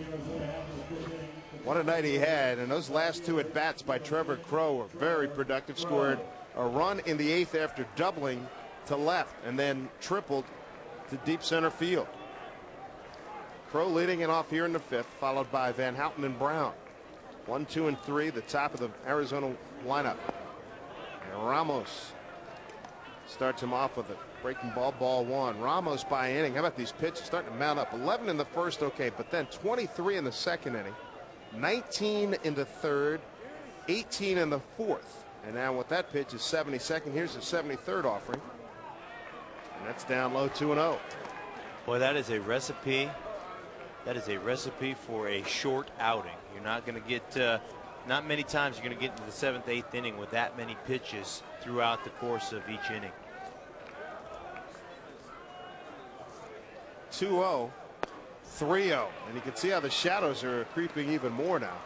Going to be reaching out to the pitcher. So the pitcher's still going to have the advantage for a while longer. There you go. There's a good look at it. Crowe trying to get on here to start this 5th inning. And that was a 4-pitch walk. Very unlike Ramos. Tie game, 5th inning, 4 straight balls to the leadoff hitter. Boy, it looked like he didn't want any part of him. 2nd walk. And that's a leadoff hitter, and that's a hitter you do not want on the base pass because he is the fastest guy in the Arizona lineup. He's a great athlete, and now you've got to be concerned. And we've already seen Ramos throw over to first a bunch of different times today, so now he's definitely aware and he's definitely nervous about these base runners. Crowe already has a stolen base to his credit. It's only been caught twice all season. There's a strike into Jeff Van Houten. Van Houten at the sacrifice to short right field, scoring a big run back in the 3rd inning. That was the first run of the game for the Arizona Wildcats.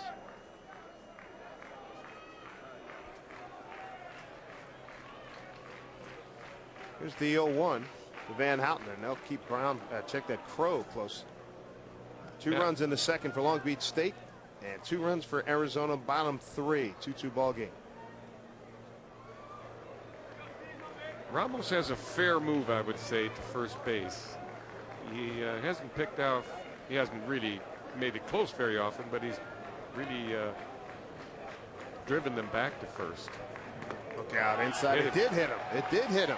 So runners at 1st and 2nd. Its first 2 hitters are on board. Right now, let's check in with Dave Repson and Tony Gwynn in our NCAA studios.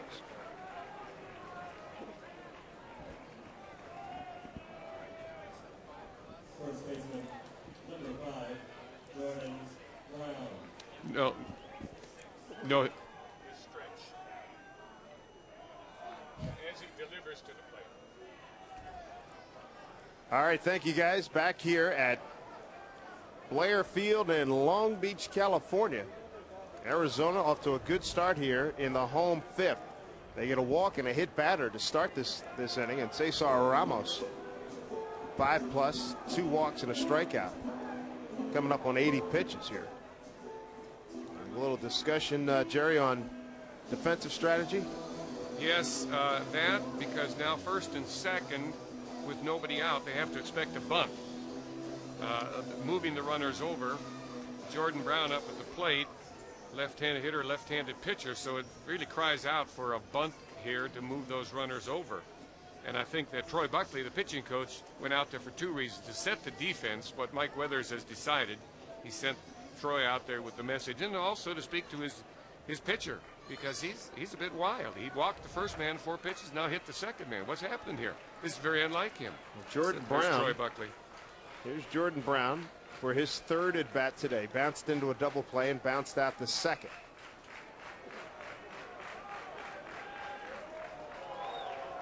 A runner at 2nd, Crowe.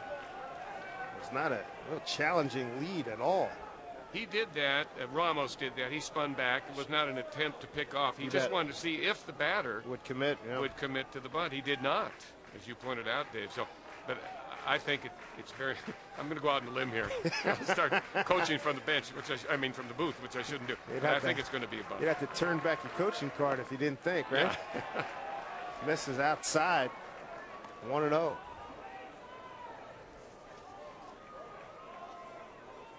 This is what percentage baseball means. The percentage of scoring a run this inning is much higher with the bunt attempt and moving them successfully over to third and second than it is to let him swing away. Brown has one sacrifice to his credit on the season.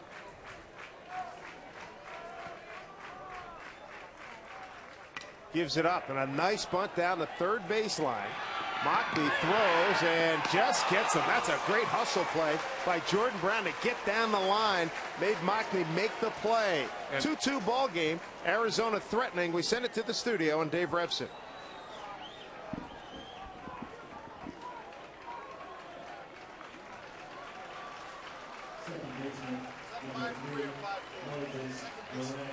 Second base covering on that, Coach? No, it was Hothius. All right, guys, thank you very much. Arizona in a 2-2 ball game, threatening here in the home fifth inning. They have runners at second and third. An outstanding sacrifice just executed by Jordan Brown. It's going to bring up Moises Duran. Duran with an RBI single back in the third. Popped out to third baseman in the second inning. Can really do some damage here. Looks at a fastball down low. At first pitch.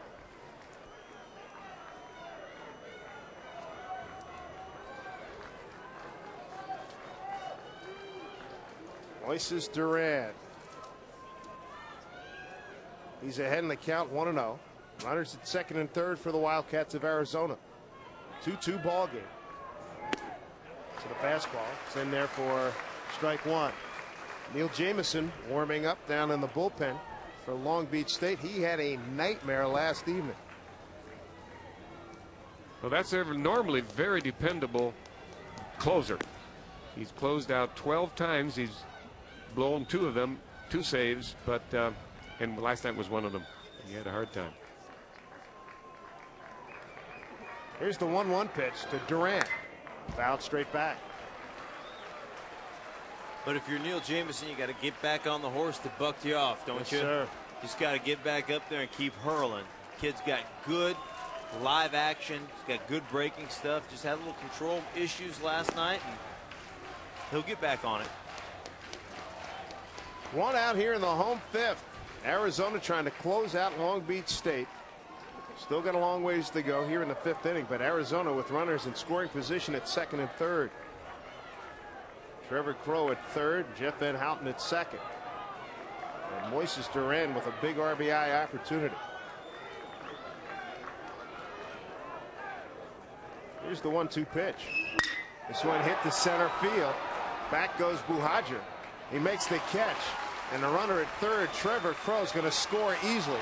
And the runner at second, Van Houten, moves up a base. An RBI on the sac fly by Moises Duran gives Arizona a 3-2 lead. He really scorched this ball. This ball is nailed. Drives in the run with the sacrifice fly. We'll see it here. Away from him, watch him go the other way. Right out to right center field. Well done. You don't see how hard that ball was hit, but it was a line drive to Buhagiar, and center field scored the run. It was very impressive. Ramos now needs to shut the door. With the runner at third and 2 down, he'll face Jason Donald. Donald with a base hit in the second to right field on a 3-1 pitch. Got a green light. Popped out the shortstop in the second at bat in the third. And he got hit. So that's a second hit batter by Ramos this inning. He hit Van Houten on an 0-1 pitch. The second hitter this inning. Ramos loves to pitch inside. We've seen that happen. He's hit 2 guys with inside pitches. That's his 12th hit batter in the season. And that comes from working the inside of the plate with that good slider and that good fastball. Here we'll see it. He's coming inside. Jason doesn't make much of an effort to get out of the way either. Yeah. Speaking of dirtbag baseball, that's a page out of the dirtbag playbook right there. Just lean into it, take it on the arm, and head down to first. Help your team any way you can help your team. So runners at the corners. 2 outs, and that'll bring up Richard Mercado. He's 1 for 2. Got a 3-2 base hit to right in the second. Flied out to right in the fourth. Arizona is taking the lead here in the home fifth. It's 3-2.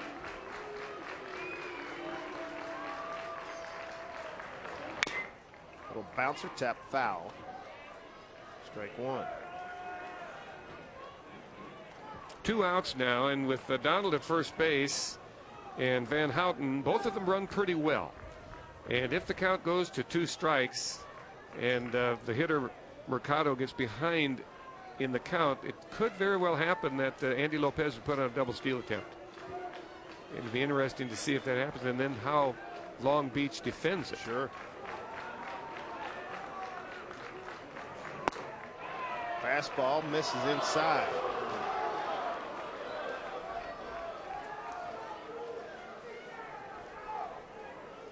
Richard Mercado, 335 hitter. Ramos, look at that pitch count. We're only in the 5th inning. Up to 85. They really blew him out in the 2nd inning with 23. And you can see the tired, weary arm. That's another reason that you start hitting batters. When you get tired, you start losing a little bit of that pinpoint accuracy. 1-1 to Mercado. Bounces it right side. Does he find a hole? It's a bobble throw. Got him. Chuck Singlinger stayed with the play. That had a lot of dangerous intentions right there. Damage done. Long Beach State sees Arizona take a 3-2 lead heading to the 6th inning.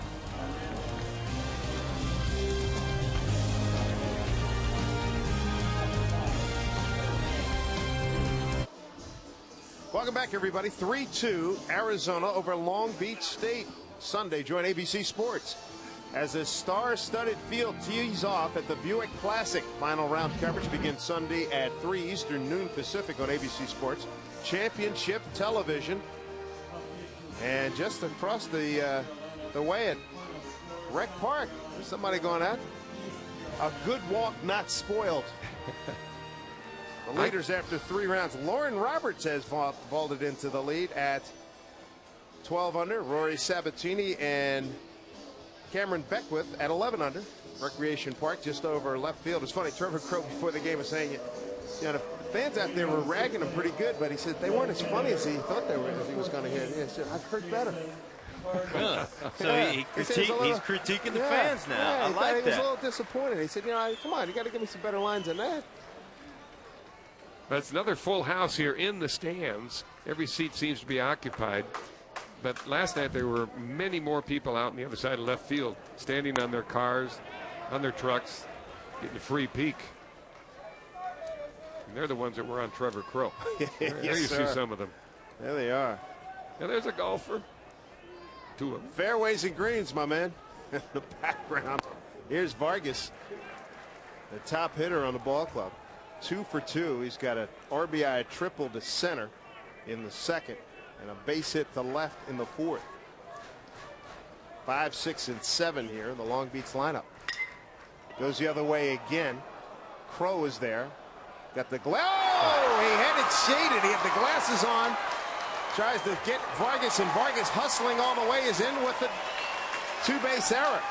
And Vargas, who's at Crowe out there, has the glasses on, used the glove to shield his eyes, and still couldn't come up with a catch. It's a brutal Sunfield in dead left field right now. And you saw the evidence of that. It's Trevor Crowe feeling pretty badly about that, but the sun was just right in his eye. You see the way the shadow was laid out behind him. It's right there, and watch him. He just stabs for it. He doesn't even come close. Hits off the top of the glove. There's a tying run at second base. Lucky he didn't get hurt.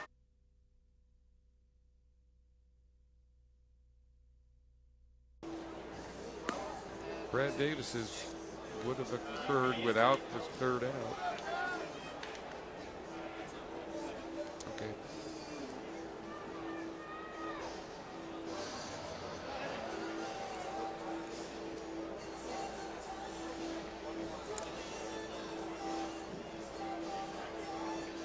Three unearned runs by the Long Beach State Dirtbags in the 6th inning. They've given the Dirtbags a 5-3 lead. Part of the big crowd here. And a good-looking crowd at that. What a way to spend the afternoon. Sure. Little picnic, huh? Shade starting to favor folks out that way now. Here's Arizona trying to bounce back. They got a run on no hits. Left 2 back in the 5th. Here's Nick Hundley. It'll be 7, 8, and 9 coming up here in the 6th.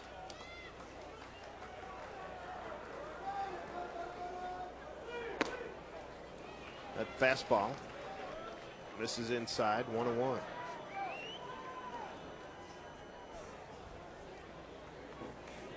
Coach, you surprised that both teams are going this deep with both starters? No, I'm not surprised because they're not trusting their bullpen. Right now, Brian Anderson has started to throw in the bullpen down for Long Beach State. We see Brian Anderson. He was in the game last night, and he's their middleman. He's the setup man for Jameson. But the fact that he's warming up right at the start of the inning, even before Ramos threw his first pitch, is indication that Ramos is nearing the end. If he gets in trouble, it won't be long. 1-2, got him looking.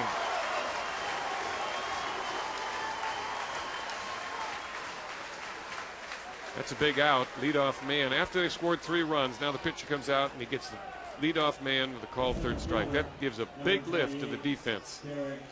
There's that slider, backdooring it. Second strikeout by Ramos. Very competitive. Good job by Ramos coming out here and setting the standard early in this inning. Here's Derek Decatur. And that shadow now has enveloped both the batter and the pitcher. Much easier now for the hitter to see the ball. Although we wouldn't know that from how Hundley reacted. Derek Decatur bounced back to the pitcher, walked in his previous appearances.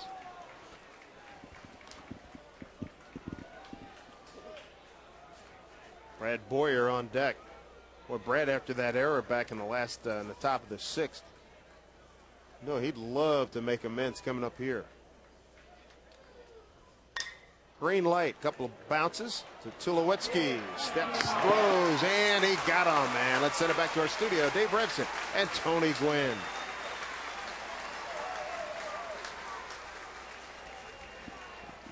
Third baseman, number 1, Brad Boyer.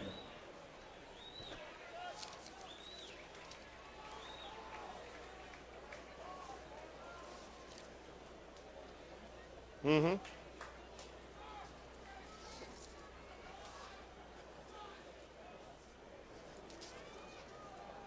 Whew. Boy, a lot of bullpens getting tested here, Coach. Welcome back, everybody. We're in Long Beach, California at Blair Field. Dave Sims, Mark Schlereth, and Jerry Kendall. And we've got a good one here. Long Beach State has rallied to take the lead against Arizona. And right now, 2 outs here in the home 6th. Here's Brad Boyer. Bounces one up the middle. Will it get through? It does. Base hit Brad Boyer with 2 down. Back to the top of the order we go.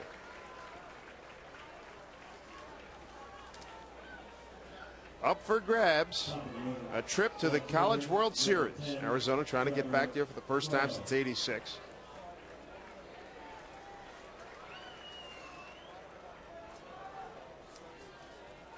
Mike Weathers and company trying to even this series at 1. Well, the hero of last night's game steps up there now, representing the tying run here in the bottom of the 6th. There's Trevor Crow. He made an error in that last inning as well. Looks at strike 1. Interesting how these 2 games have kind of unfolded. Last night, very clean on defense, 1 error only, and then tonight all of a sudden you look at Arizona in the 5th inning scoring a run without getting a hit, and then 3 unearned runs for Long Beach coming in the top of the 6th. That's baseball. It sure is. Especially among the college kids. I'm going to put that on my business card. That's baseball. Have you ever heard that phrase? Oh, yeah. That's what makes it so wonderful. No question. And so unpredictable, so great. It's still our American game, our American pastime. Done talk shows for years in New York, and people ask me, why did such and such happen? And I just fall right back on that. That's baseball, and I'm covered. This one hit pretty well to right field. It's driving back Boatwright. He's on the track. He can't make the catch. Runner slows down, but here comes Boyer. Boyer's going to score. It's a 5-4 ball game, and Crow is into third base with a triple. Would you look at Crow run the bases? Oh my goodness, that kid has speed to throw away. It's the old adage, speed kills, and he has plenty of it, and he gets around those bases in a hurry. Just watch him pick him up and put him down. He can flat run him. Here he goes, hits the long fly ball, and now he's just going to turn on the Jets. Watch him. Go, baby, go! Coming around the corner, picking up the third base coach. Stand-up triple. That ball carried very well, and that's a part of the park where I didn't think we'd been talking about this, Mark. We thought the ball, if anywhere, if you could juice it, you could get it to the left field gap. He hit it pretty much down the line. We talked about the swirling wind here. It was blowing in from right field earlier. You don't know. It may have changed out there. Here's one hit well to left field. Will it get in? No. Bowker is there to record the out. Well struck by Van Houten on the line drive to the left fielder. But Arizona chips back, gets another run. It's 5-4 going to the 7th. Let's revisit the 6th inning. And an adventure out there for Trevor Crow. E7, it opened the gates. Yes, it did. Next play. There's an opportunity for Boyer to get an out. Tries to get an out at the plate, throws it away. Run scores. Then a bouncing ball through the middle by Buhajer, and that's going to score another run. Brad Davis. A 2-run inning. Make that a 3-run inning for Long Beach State, and none of the runs were earned. That's the old adage. That's baseball. Is that what you say? That is baseball. I guarantee you one thing, though. It's not from a lack of effort. These kids are pouring their hearts out here. You see the reactionary shots, everybody picking each other up. Absolutely, absolutely passionate about this game. John Bowker is going to lead it off here in the 7th.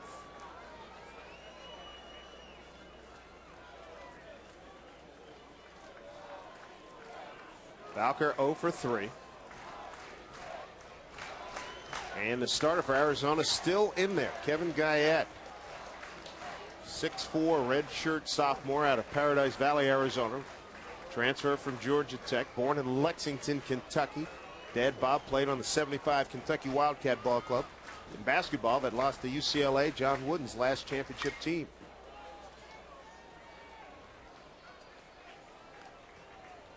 Counts even at 1-1. Bowker is 0 for 3. But he's hit the ball hard every time. Last time up, he bounced sharply to the second baseman, 4-3.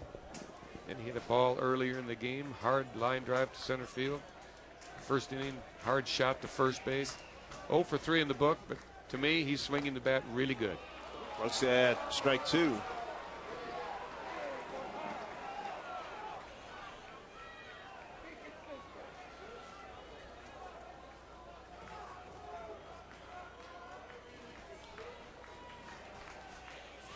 Here's the 1-2 pitch. That was slapped into left field. Base hit for John Bowker. Well, we say the game owed him that. After hitting the ball hard 3 times and coming up empty, he slaps this one into an empty spot over there in left field. The game owed him a base hit. Nobody out. Going to bring up Troy Tulowitzki. Tulowitzki is having an outstanding day. 2 for 3.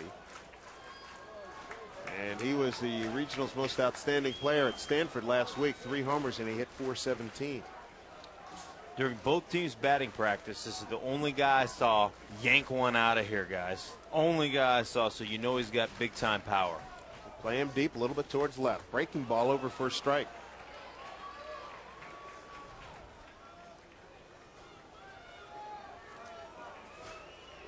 Yeah, he's a star. He's a star of the future. He's a star presently. Only a sophomore. Yeah, Baseball America says he's the Big West best shortstop. Got the best arm. And there it is. Deep Get left. Gone. Touch them all. Good call, Mark Slurry. My goodness, did he turn on that? Well, we'll see it in a moment. See the replay. Look at the excitement here. That's college baseball. They're loving on him. They're beating him up right here. Affectionately call him blockhead. Well, Kevin Guyette made a mistake. He threw a breaking pitch and kept it up. It didn't break. It didn't go away. It stood right there, up in his eyes, up in the wheelhouse, as we say, and he knows it right away. Even in this distant, cavernous park, he knew that one was out of here. That's a long ball swing, a very, very effective home run swing from Troy Tulowitzki, and he's enjoying it as he goes around the bases. Trevor Crow hardly broke for it. Look at how high that is over the fence. That is a well-hit baseball. Surprised somebody didn't have to call 4. Look at how excited he is. This guys, look at him coming out from the dugout. Everybody's so excited. We have a pitching change. 7-4 Long Beach State over Arizona. Back to Blair Field in a moment.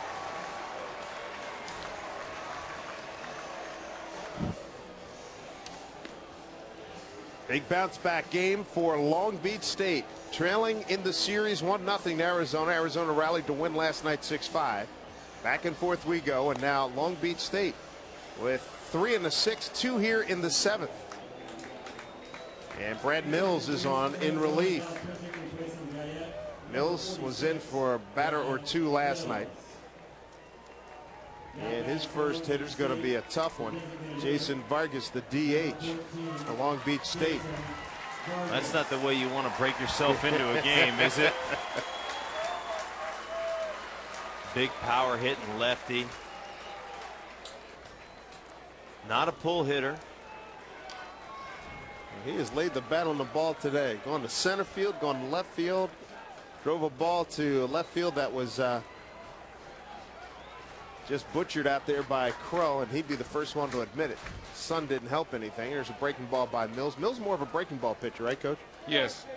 Yes, he's a freshman, and he'll live with the breaking ball. So they're seeing pretty much the same kind of stuff from Mills as they saw from Guyette. Talking about the Long Beach hitters.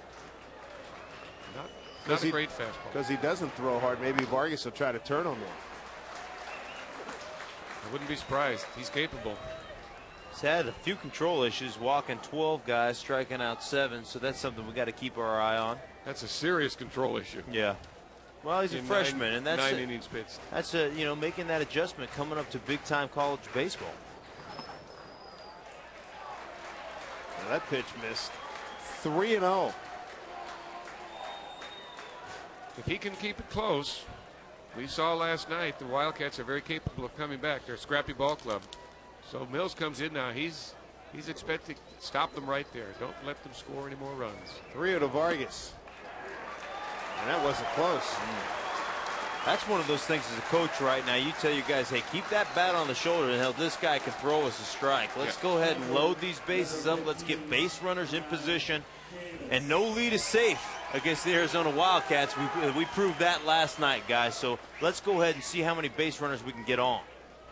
Burns and Melanson warming up for Andy Lopez's club right now.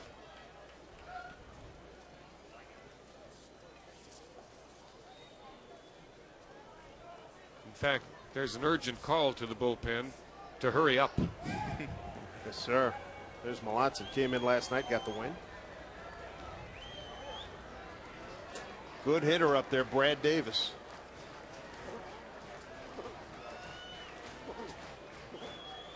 Brad Davis reached on an error by the third baseman his last time up. And he looks at strike 1.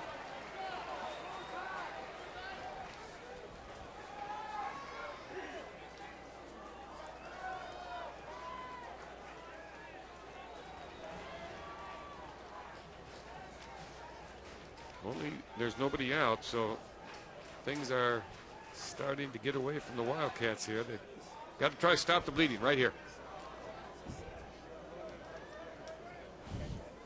Center fielder Derek Decatur really trying to shade his eyes. Got the glasses off and the cap bill pulled way down. See him shading his eyes. It may hurt at any kind of jump he can get on a ball. Caught the outside corner, 0-2 to Brad Davis. Mercado really brought that ball back inside, framed her up a little bit. Said, look, we're right here. Good job of catching. Steve Manders, the home plate umpire. A.J. Lastiglio at first. Jack Cox at second. Paul Gilly at third. Big pitch here, 0-2 to Davis. Bounce it off the end of the bat.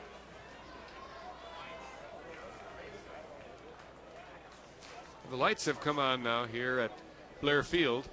Not that they're going to help the fielders very much, but they sure will help the hitters. Because of the shadows at home plate, this will be an advantage for the hitters. Crow has his glasses on and left, and the center fielder, as we showed you, does not have his on. 0-2 to Brad Davis. Way outside, 1-2. There's Crow. He had to fight it earlier. Couldn't come up with a catch, and it proved costly to Arizona. Decatur's going to leave his up top for now. And Jeff Van Houten passing it up, and there's drilled to left field. Crow will cut it off. First and second for Long Beach State. That Brad Davis has an outstanding stroke. He hit that one hard. He sure did. He's a very good player. I'm so impressed with Brad Davis. He has a great pitching staff, a starting staff anyway, to work with, and so he does that very well. He's a rock back there behind the plate defensively, but also he has a good stroke, as you pointed out. That's he's 1 for 3 today with that single. Came in hitting .329. And Davis swung the bat well last night. Went 3 for 4 with a run scored. Coaches said he manages the staff well. Obviously, he handles the bat well, and now you've got the leader of the team as far as RBIs are concerned, Mike Hophius, back at the dish. Third hit here in the 7th. The first 4 hitters have reached base. He had a single, a home run, a walk, and a single. Nobody out here in the 7th. They have a 3-run lead now. They've jumped out because of Tulowitzki's home run to a 3-run margin.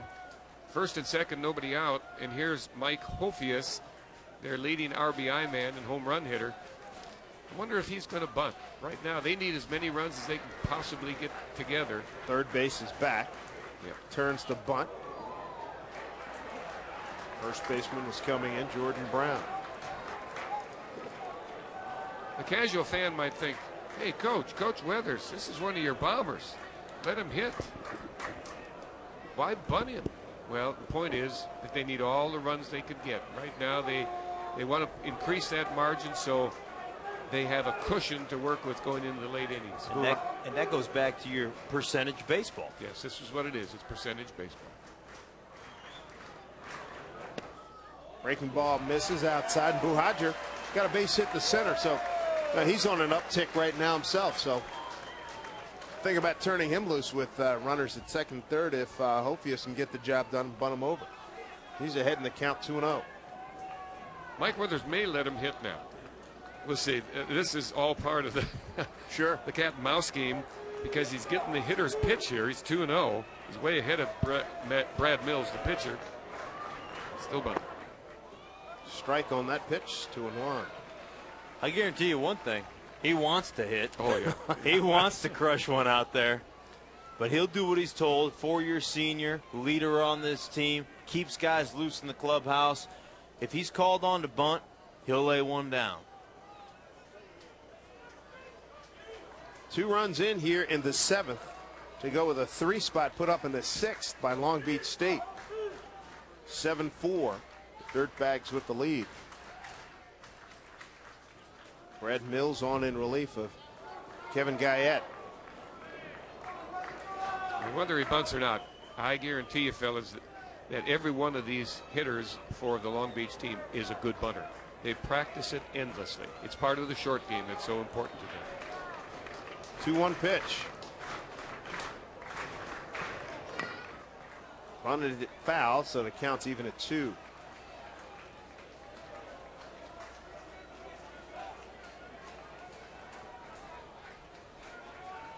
Long Beach State took a 2-0 lead in the second. Arizona tied it with 2 in the third. Arizona took the lead, bottom 5, 3-2. Then 3 for Long Beach State, top 6. Arizona chipped away, got a run back in the bottom of the 6th, but now 2 more runs by Long Beach State here in the top of the 7th inning. Wildcats need an out right here. Somehow to retire this guy. Nobody out. 2-2 to Mike Hophius. Jumped all over a hanger, but a little bit too quick.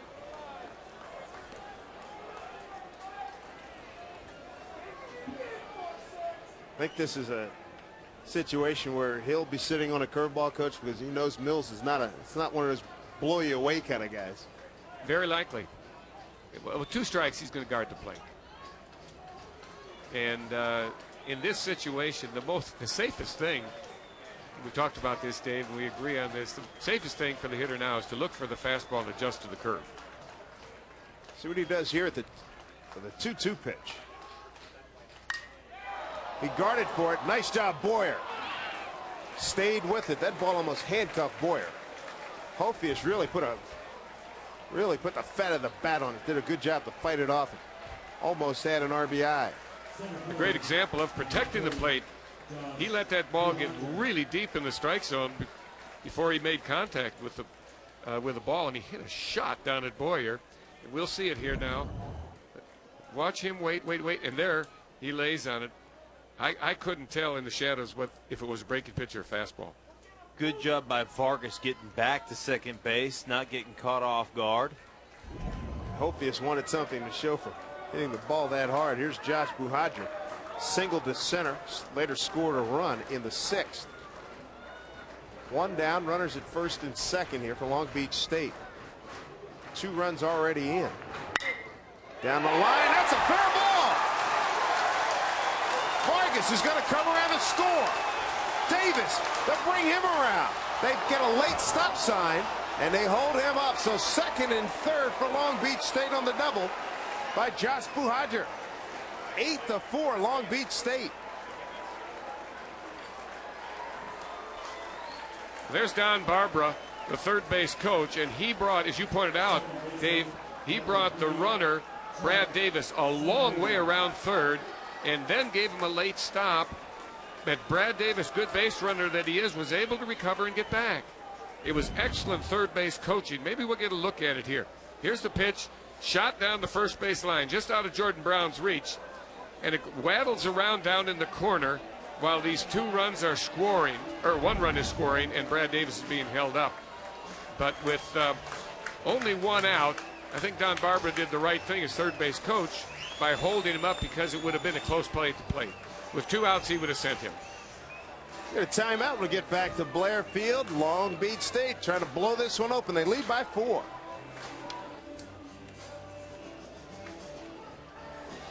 Well, as folks like to say, this is an inning of biblical proportions. In the big inning.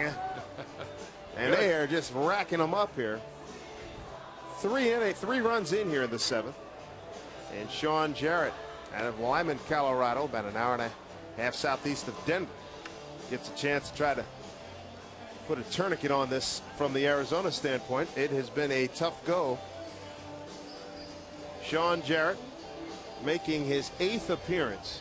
12 innings, 15 hits, 8 runs, 8 earned runs, 5 walks, 7 strikeouts, and the opposition hitting .326 against the young man. He was out of Lyman, Colorado, went to Otero Junior College. He's 6'5", 195, and a sophomore. Look what Long Beach State has done. 3 unearned on 2 hits in the 6th, 3 earned on 4 hits here in the 7th. Well, the infield's definitely in. Have to try to cut the run off the plate. They're falling behind now by, I can't read the scoreboard. It's 4 runs, yeah. 8-4 Long Beach State over Arizona. And Chuck Singlinger is up. He singled in his first time up. Back in the 6th, hits one to the second baseman. Runner comes home, and they got him. Now, Brad Davis did not do a good job of base running there. If the throw's going to beat you, and you have no chance, it's definitely going to beat you at home, you stop and get in the rundown. Try to delay the rundown long enough for the batter runner to get to second base, then you just trade runners. You see, you trade positions. There is an out, of course, but he would have gotten an out anyway because an easy ground ball to second base to thrown to first if he hadn't broken home. But he broke home, and now if the throw beats you, get in the rundown. So that was not a good base running maneuver there by Brad Davis.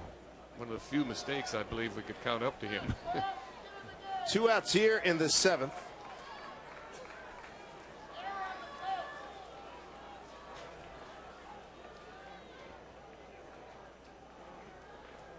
Back to the top of the order. Here's Sean Boatwright.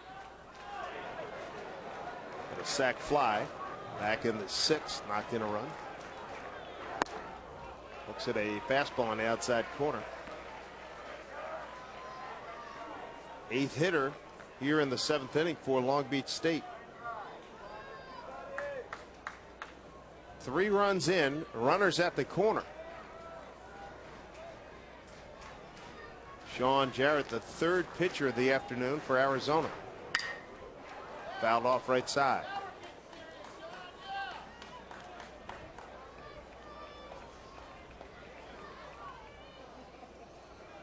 Seeing these big numbers, Jerry, at this time of the year in these super regionals, it's not unexpected, right? Because your pitching staff by this time is starting to really thin out.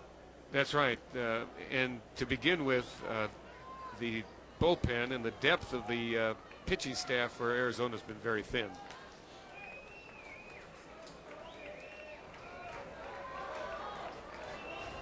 Oh, and 2 to Boatwright.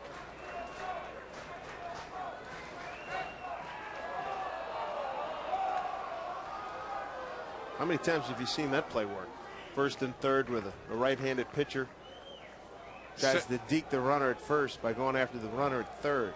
Seldom, but it does work occasionally. So well, it takes that one, right? It's worth a try. 0-2 pitch.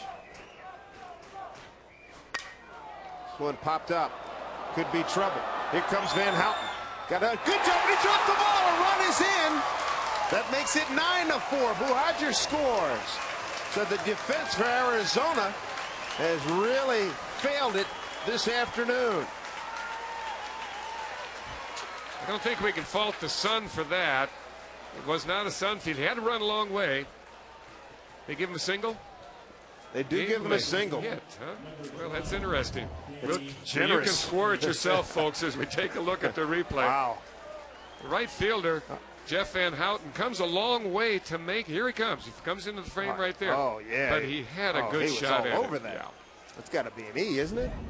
I'm surprised. I would take issue with that scoring judgment there. I'm sure that Jeff Van Houten out there considers it an error himself. Yeah, he does. The hitter, however, is grateful for the score. Well, up on the scoreboard, they have 3 errors, so that has to be the 3rd error. Next, they did give it a hit. So Danny Mockney, wow, that is the most generous base hit I've seen in a long time. I wouldn't have scored that a base hit for my kid. No, and it turns into an earned run, too, to be charged against Mills instead of an unearned run. But that's a small consequence. Sure. It's another run, period, and that hurts the Wildcats. Helps the Long Beach 49ers a great deal. Mockney's up. He's the 9th hitter this inning.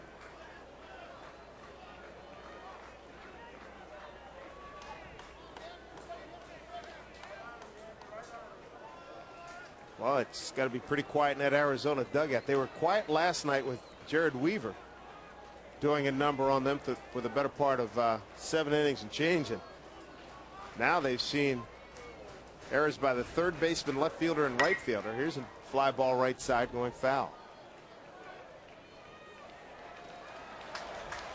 Great play in the bullpen. Glad to have you with us here. And the bullpen guys paying attention. They protected some of the fellas out there. Dave Sims, Jerry Kendall, Mark Schlereth with you. Game 2 of our Long Beach Super Regional. Long Beach State has really been pouring it on here. 3 runs in the 6th. 4 runs here in the 7th. And Mockney blown away there. But a big inning nonetheless. And a lot of the damage done by Troy Tulowitzki, the shortstop. He had an 0-1 pitch with a runner on to get this inning going a few minutes ago. A 2-run blast. And now Long Beach State enjoying a big lead, 8-4.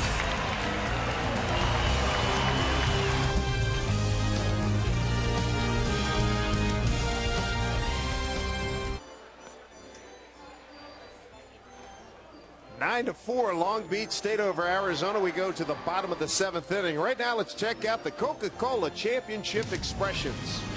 Coca-Cola brings you Championship Expressions.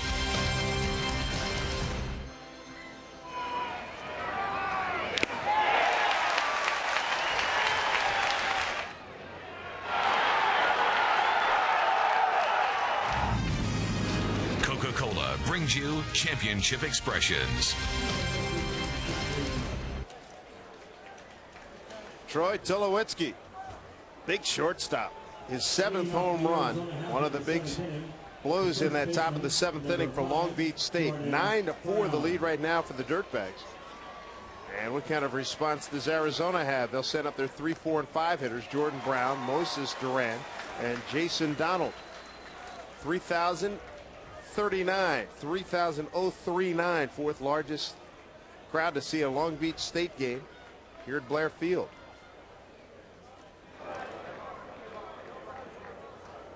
Here's the 0-1 pitch, down and away, 1-1. Well, Arizona has 9 outs to go. They're serving his home team today.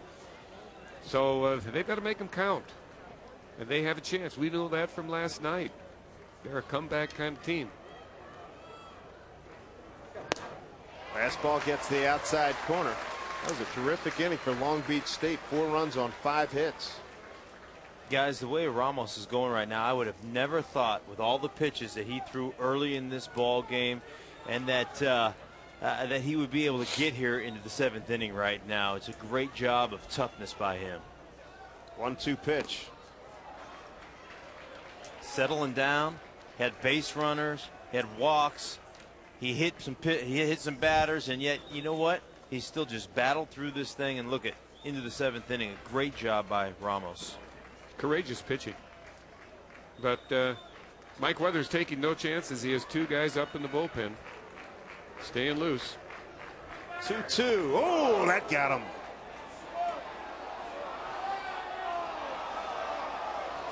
They're appealing. Third base coach Paul Gilly says no. They're appealing, did he swing at the pitch? But he said no, he didn't, which goes then as a hit batter.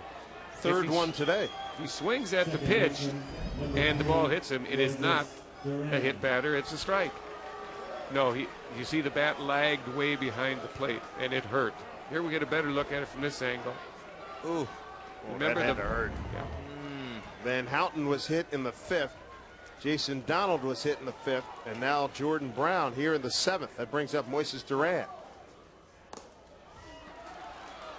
Fastball misses outside. Don't forget this little guy Duran has some home run pop.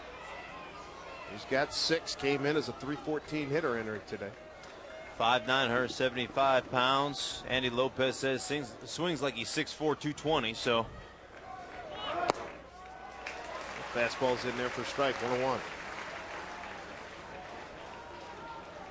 Duran's had a good day. He's got 3 runs knocked in. 2 runs, beg your pardon. 2 runs knocked in.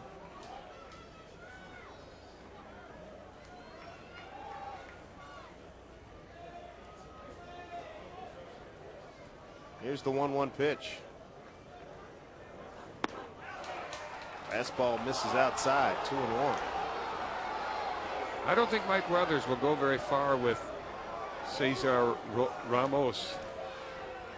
Now, he's thrown so many pitches, and there we see it, 106. He's hit a batter already to start the inning.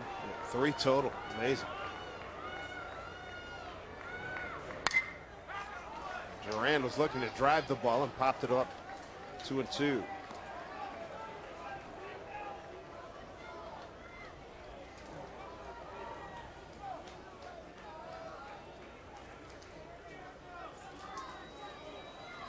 Duran's a 4-year starter for these Arizona Wildcats. Some big moments last week in the sub-regionals. Tucson, Arizona.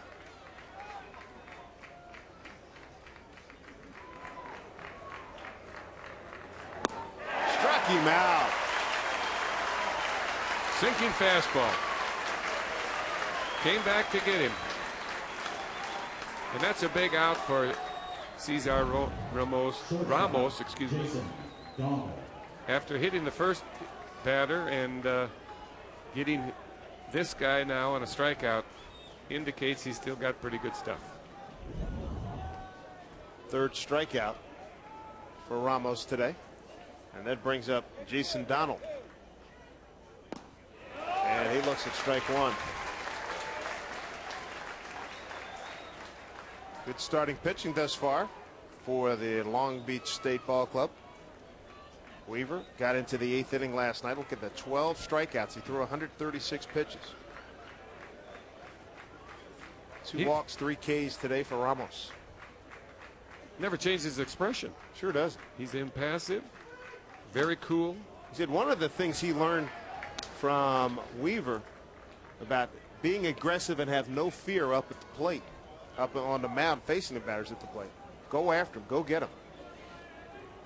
Well, this is the position where he should challenge the hitters. Don't fool around. Don't nibble. Don't go for the corners. Just throw strikes and let your defense work for you. Hit hard off the glove of the third baseman, Mockney. They're going to bring the runner all the way to third. That's Jordan Brown. And moving into second base is Jason Donald. Arizona showing some life again. Can we talk about those errors coming in bunches like bananas? I mean, we have had more errors in this game. Yeah, this is E5, and that's a little unfair to the third baseman down there, Danny Mockney. This ball is a rifle shot. In the shadows, you don't get a good look at it because of the shadows, and it went off his glove. He hardly got it down in front of the ball. Well, I tell you what, if it was hockey, it was a great glove save. Yeah, that was knocked off to the side. That ball was stunned. Runners at second and third for Arizona, trailing 9-4.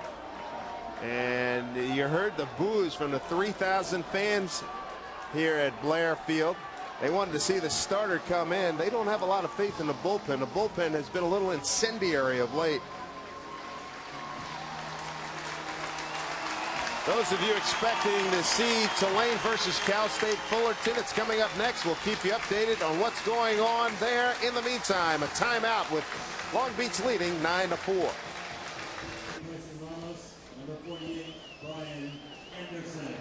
9-4, Long Beach State over Arizona, but Arizona mounting a threat here in the 7th. 2 runners on. Dirtbag fans looking for a little defense here. They could need some pitching, and they've gone to the bullpen. Brian Anderson's on. Those Dirtbag fans need to get a little dirty, you know, throw some ketchup, mustard on their shirts. Numbers on Anderson, and an appearance last night. And he's called on right now to get a tough hitter, Richard Mercado. Mercado 1 for 3 this afternoon. Runners at second and third. 1 out in a 9-4 ball game. Strike 1 from Anderson. Coach, if you're Troy Buckley, the pitching coach of the Dirtbags, what do you say to your bullpen staff after a disappointing performance like last night? Well, you continue to encourage them. The worst thing you can do is rail on them and be real critical. And Buckley is a very, we see him there in the frame. He's a very, very good and wise pitching coach, and he preaches positive thinking, mental attitude. So you just keep encouraging them and work with them, give them reason to believe that, hey, we're going to get over this. You're going to get some people out. We're going to keep giving you chances.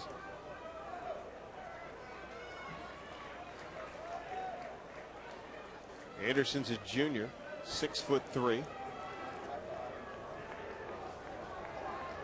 He's in a big spot right now. 1 out, second and third. Going against Mercado. Fights off an inside pitch. Boy, be alive, fans. Boy, that pitch really ran back into the hands of Mercado. Very nice looking pitch. Anderson came in the 8th inning last night, relieved Jared Weaver with 2 outs in the 8th, got the batter out, but then ran into trouble in the 9th. Well, he's got a spot here. 1-2 pitch to Mercado. Mercado held back. Yes, he did. Pitch just missed. Good breaking ball from Brian Anderson. There's the pitch now. You can see it from the pitcher's perspective from center field camera. And you see that ball breaking outside, and it was well outside. Mercado held up. Fans wanted it, but it was way outside. Boy, you saw him put the spin on that thing. That thing was spinning like a hurricane. bullpen has struggled, to put it mildly. The last 8 losses for Long Beach State, the bullpen, 15 2/3 innings, allowed 21 earned runs. 6 of the last 8 losses by Long Beach State have lost by 2 runs or less, 5 times by a run.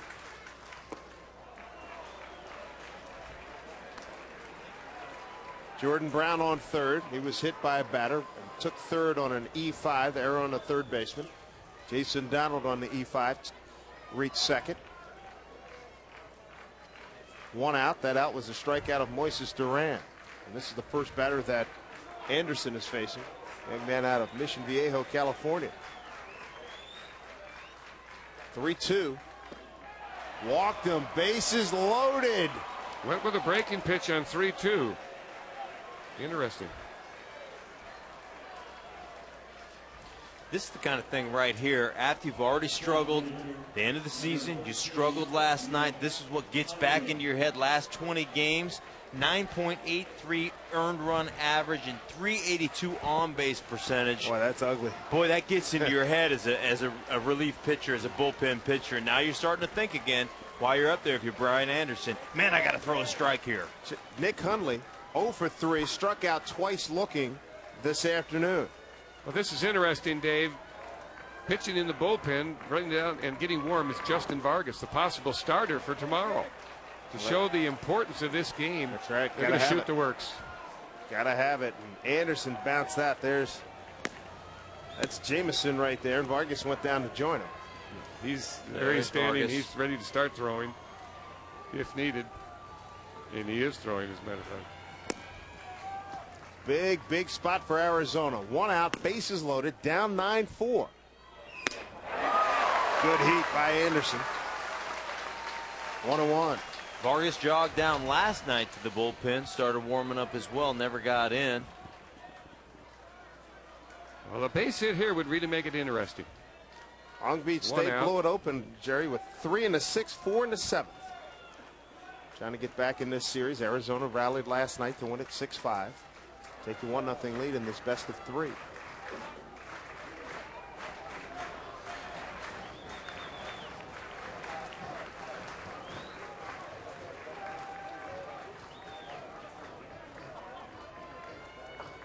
Here's the 1-1 pitch. Breaking ball in there for a strike. 1-2. Hundley sitting on a fastball. Got the breaking ball from Brian Anderson. Now he's got a battle. Put that ball in play. Derek Decatur on deck, the 8-hole hitter for Arizona. It's a good job by Hundley. You're sitting on fastball, you get the curve, lay off it, you still got another strike to work with. Don't swing at something you can't handle or that you don't want. Here's the 1-2 pitch. Foul. It's sent down the right side. Is it going to stay fair? Oh, what an effort. What a catch by Sindlinger. Sindlinger with a diving catch. That's 2 down. Remarkable. Now, he's a defensive replacement, remember. He didn't start the game. T.J. Bruce started the game at second base. This is one of the great plays you're going to see, folks, in any level of baseball. Big league, college ball, little league, whatever. And with bases loaded, he pulls it off. Here's the pitch. Pops it up. Hundley pops it up. Down. It's fair ball, folks. It's fair ball. If that falls in, watch this dive. Oh, that's gorgeous. Oh, stretches out and makes the great play. Complete layout by Chuck Sindlinger to pick up the second out. I don't know that I've ever seen a better play than that at any level. We have a pinch hitter up at the plate. This is Bill Reinhart. Bill Reinhart, the pinch hit. He's a .326 hitter. Bill Reinhart. And he's going to pinch hit for Derek Decatur. After that play by Sindlinger, you saw Brian Anderson look over there to him and give him the little head nod going, hey, brother, thank you, man. Thank you for playing dirtbag baseball. Boy, that was a big play. Still not out of trouble yet. Reinhart still with a chance. Looks at a fastball. Get that guy coming off the bench cold. Go right after him, and that's what he's doing.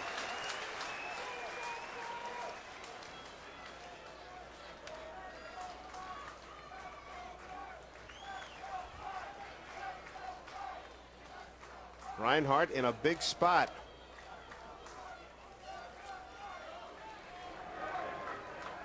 Here's Anderson's pitch. Took something off of that. And they got him on the check swing, says Steve Manders. Bases loaded for Arizona. And let's take a look at this.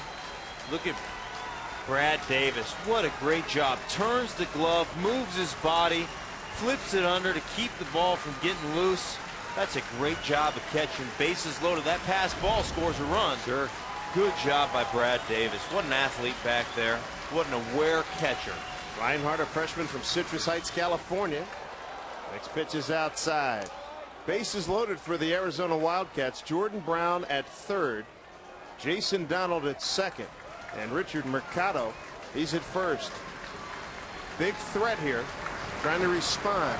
Long Beach State in its last 2 innings put up 7 runs. Open up a 9-4 lead.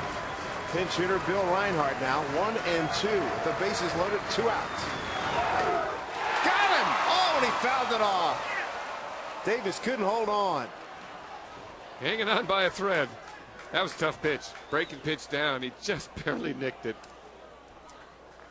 Great job by Bill Reinhardt, just getting his bat on that. It sure was. Very, very difficult thing to do, to be that locked into a pitch, knowing you don't get a good pitch there, and to keep your eyes on it, to keep your bat on it, to make contact with it, to give yourself another chance. Tremendous job by Billy Reinhardt. Two-time team captain back at Casa Roble High School in Orangevale, California. MVP of the North-South California game. A couple of letters in basketball. Good athlete. Big spot for him, the freshman. Bases loaded, 1-2. Up high, 2-2.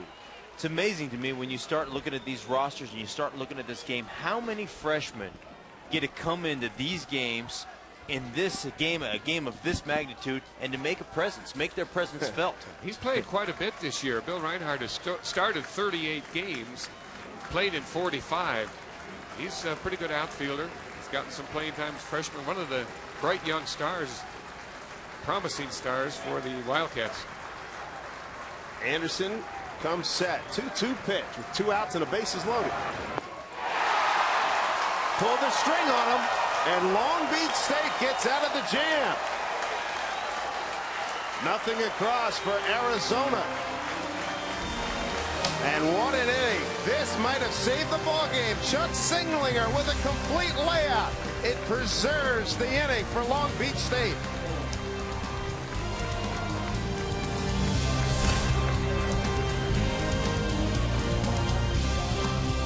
Paper habit on mine. A guy named Red Foley used to be the official scorer. Oh, he would have killed it, kid. There's no way in the world they'd give him a hit on that. First pitch, 405. Yeah, I don't know. Time of game. Welcome back, everybody. 9-4. Long Beach State leading Arizona. We go to the top of the 9th inning, and right now let's take a look at Pontiac high performance moment. And it was the shortstop, Troy Tulowitzki, with this bomb of a home run in the 7th inning, a 2-run shot, part of a 4-run, 5-hit inning for the Long Beach State Dirtbags. They got 3 in the 6th, 4 in the 7th to blow this game open. 4 home runs in his last 5 games. As we mentioned, he was the MVP, most outstanding player at Palo Alto last week. He had 3 home runs. We're talking hot. At the important time of the season. Coming down the stretch in the playoffs. 6, 7, and 8 hitters coming up here for Long Beach State. Brad Davis, Mike Hopius, and Josh Buhadjer. Going against Sean Jarrett, 3rd Arizona pitcher. Kevin Guyette started. And then Brad Mills came on. Okay. Jarrett came on in the 7th. Nice changeup there by Jarrett to Brad Davis. 0-2. Top of the 9th. Looking ahead to Arizona, they'll have 3, 4, and 5 coming up. Brown, Duran, and Donald.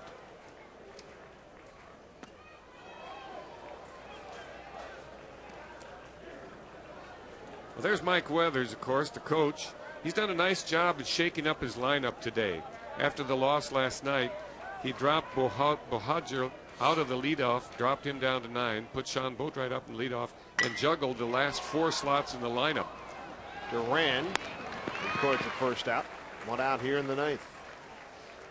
And it's paid off for Mike Weathers and the Long Beach State Dirtbags.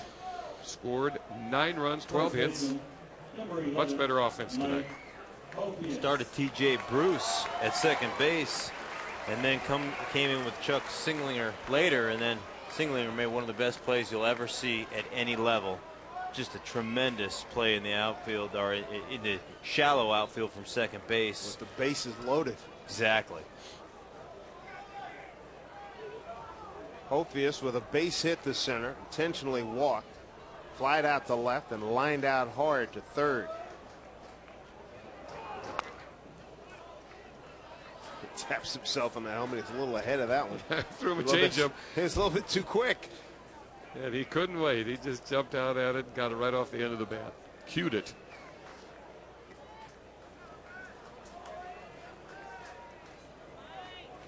I like this guy. This is a rock in the infield.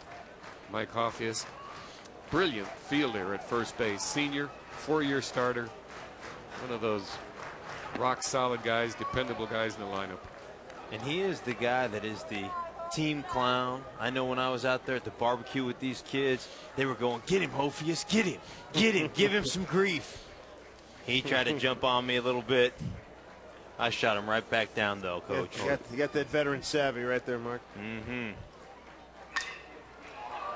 Popped up to Trevor Crow, and that will be the second out.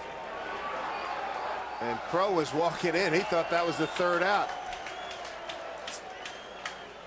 Take a look at Hophius at the barbecue. The night before the big game, the Super Regional between the Long Beach State Dirtbags and the Arizona Wildcats. One of the beautiful things about college baseball, everybody joins here, has a nice barbecue, but they're not so close. It's kind of like a junior high dance.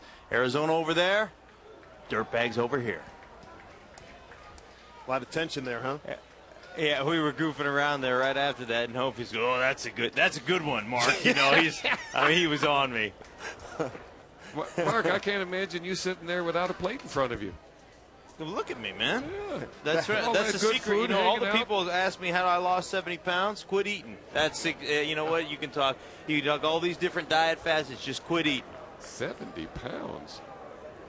What number did you play at? 290, 285 to 290. Ooh. That's right. You guys had a smallish old line too. Yeah. And that was I looked like I sat around and ate trays of butter at 290, man. I was so, I like to say, pleasantly plump. Josh Bohadjer, 2-0 ahead in the count. He's swinging. Does he get it through? He does. Oh, that wasn't one of the smoothest swings he'll ever put on a ball, but he got a base hit for it. That was some serious fisting right there. Wasn't it? He just, if that had been a wooden bat, the fellas would be broken in two right now. Splinters, no question, Here Coach. we see the swing.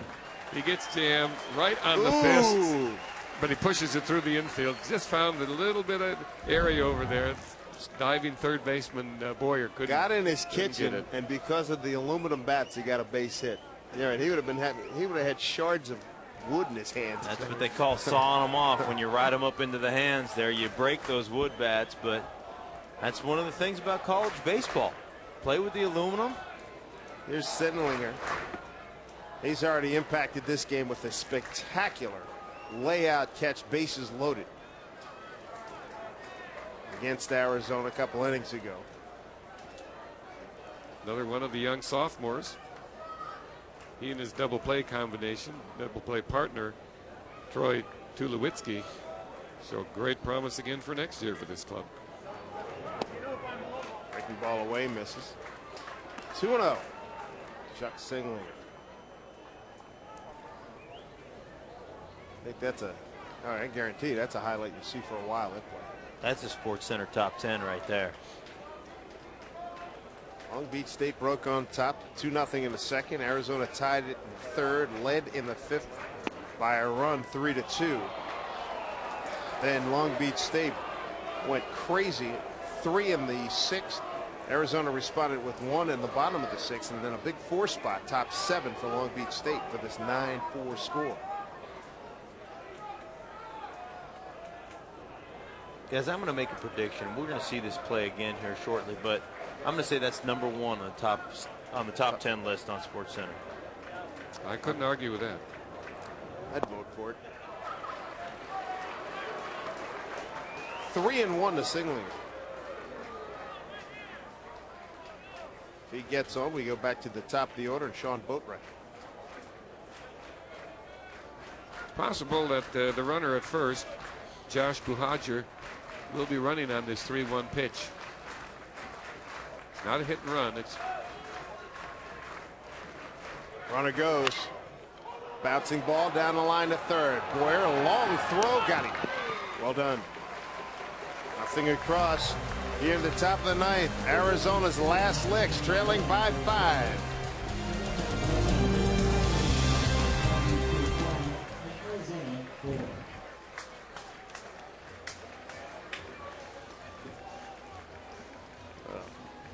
Coach, should that have been a take there? No, you think no. It was straight steal? When he steals with 3-1 count, especially with 2 outs, the hitters should be swinging if it's a strike. It's not a hit and run. If it's a ball, he'll take it, and he gets ball 4. The runner goes in second. Right, okay. But it's to open up a defensive slot there where one of the 2 infielders goes over to cover. Wonder how that guy hit the ball. That's a big dude out there tracking. See the guy on the golf course? Yeah. Looked like a power forward. He was a big man. It's going, oh, yeah. It's a good percentage move to run the hitter. Right. 3-1.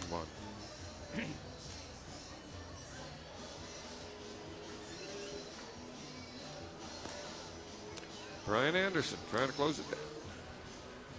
Well, he came on in the 3rd, right? Let's see. I had that. Anderson? Anderson? Not in the 3rd. I mean in the 7th. There it is right there. How many pitches does Anderson have? Do you have that? How many pitches he's thrown?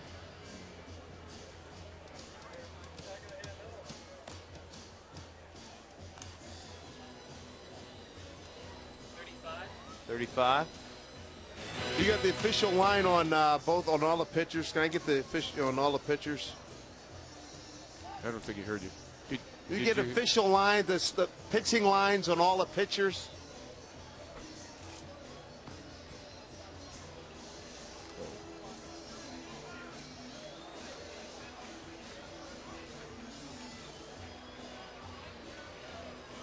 Wow.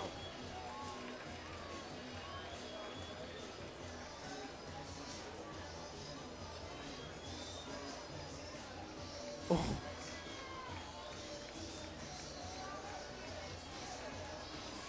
Thank you, guys. We're at the bottom of the 9th inning here at Blair Field in Long Beach, California in the Super Regional. Arizona up 1-0, but trailing here in Game 2, 9-4, and Brian Anderson trying to close it out for the Long Beach State Dirtbags. Arizona's going to send up 3, 4, and 5 hitters. Jordan Brown, Moises Duran, and Jason Donald.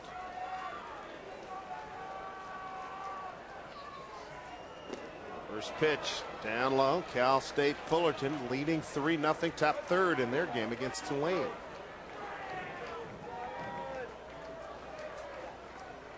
You shade Jordan Brown about 5 or 6 steps to left field. There's Anderson's first strike, 1-1. Taking a strike, trying to do something to get the runner on base. Mount a rally here late in the 9th.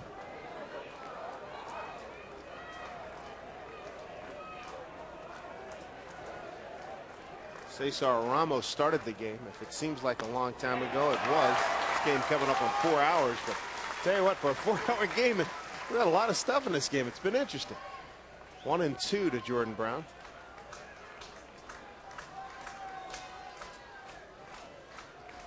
This crowd has stayed with it. 4th largest ever at this ballpark for a Long Beach State game. Well, the crowd wants everything, don't they? Boy. Yeah. They want to go home and eat. That's what they want. And you can bet they'll be back tomorrow. I believe, it could happen that they'll have a record-breaking crowd tomorrow. Sure. The rubber game of this Super Regional. Winner goes to Omaha. 2-2 pitch. Took something off it, popped it up. Third baseman Mockney taking charge, one down. Great communication by Mockney there. Did you see him waving everybody off, letting everybody know there is no question who has this play? It's me, guys. One out right now. I'm the guy. Good job of communicating. Calling Brian Anderson off as he came off the rubber to look at that pop up. Good job by Danny Mockney. Every player on the defense has a certain area that's priority for him, and that's his area. As long as he calls, the others respect his territory and will let him take it. He did that. He couldn't loud. Moises Duran looks at a pitch on the inside corner. 0-1. And not only vocal, but very good with the hand movements. Yes, there was no question. And that was in his priority area. The catcher, the pitcher, and the shortstop all stood back and let him take it. Once he made the effort, once he made the call, and the waving of his arms to indicate. Anderson going right after Moises Duran. 0-2. On deck is Jason Donald, the shortstop.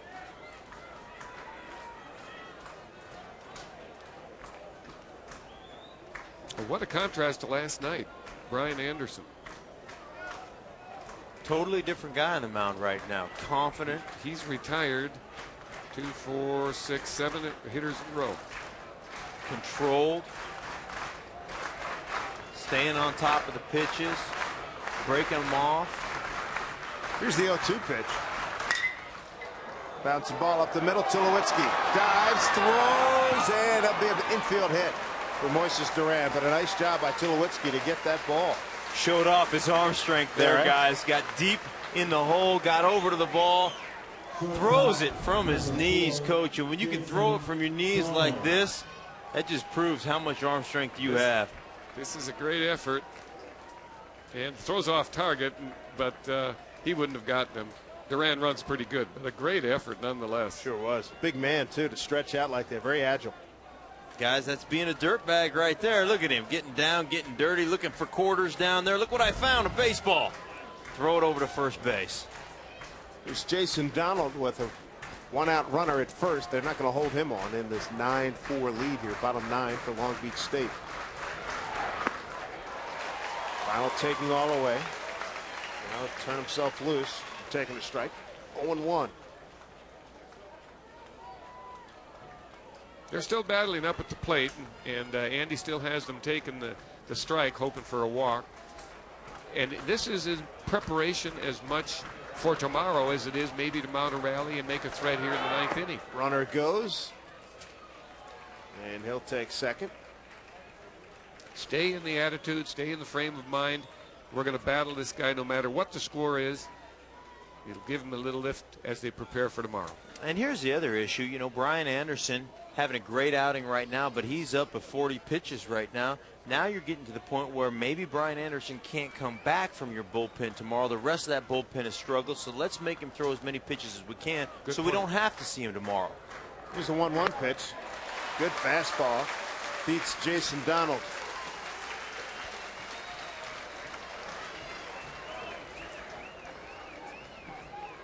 This is a situation now where the outfielders have been told any base hit to the outfield, get the ball into second base. Don't worry about the runner who's possibly scoring. Cal State Fullerton with a 3-0 lead. Excuse me.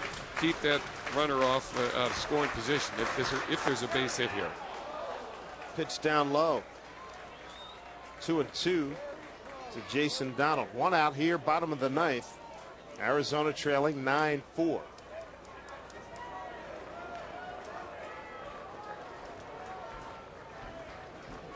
Runner at second is Moises Duran. 3 in the 6th, 4 in the 7th for Long Beach State. State claim on this lead.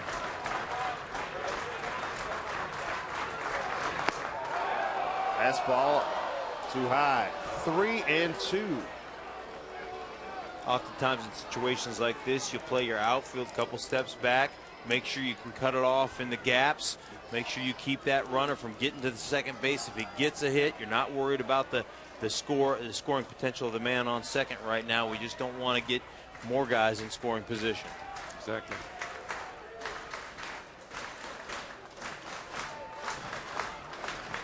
One out here, like bottom the of prevent 9. defense. Yes, exactly. Right. One out here in the bottom of the 9th. 3-2 pitch. Fouled back by Jason Donald. Hophius takes a look over there, watches it go into the stands. You know he's mad because he wanted to dive. He wanted to get down there and get dirty again.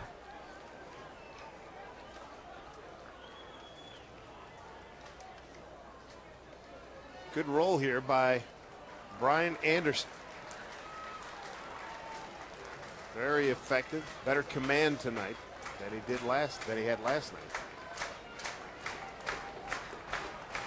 Andy Lopez said about Jason Donald, he has unbelievable makeup for a freshman. See what happens here. 3-2, one out, runner on. And he hits that a ton. Deep left center field. Back goes the center fielder, Buhagiar, to make the catch. The runner tags, goes to third. 2 out here in the Arizona home 9th. Boy, the outfielder Josh Buhagiar made a great play on that one. Here we see him coming back to his position, but he went a long way. That ball was up against the fence. He caught it just as it was about to reach the fence. Good job by Mike Weathers playing him back a little bit, a few steps, allowed Buhagiar to get to that ball. No damage done. Arizona down to its last out. Richard Mercado will step in. Walked in the 2nd. Flied out to right in the 4th. Grounded out the 2nd and the 5th. And walked in the 7th. Long Beach State trying to even this series at 1-1. Set up a deciding game tomorrow. Anderson right after him, strike 1.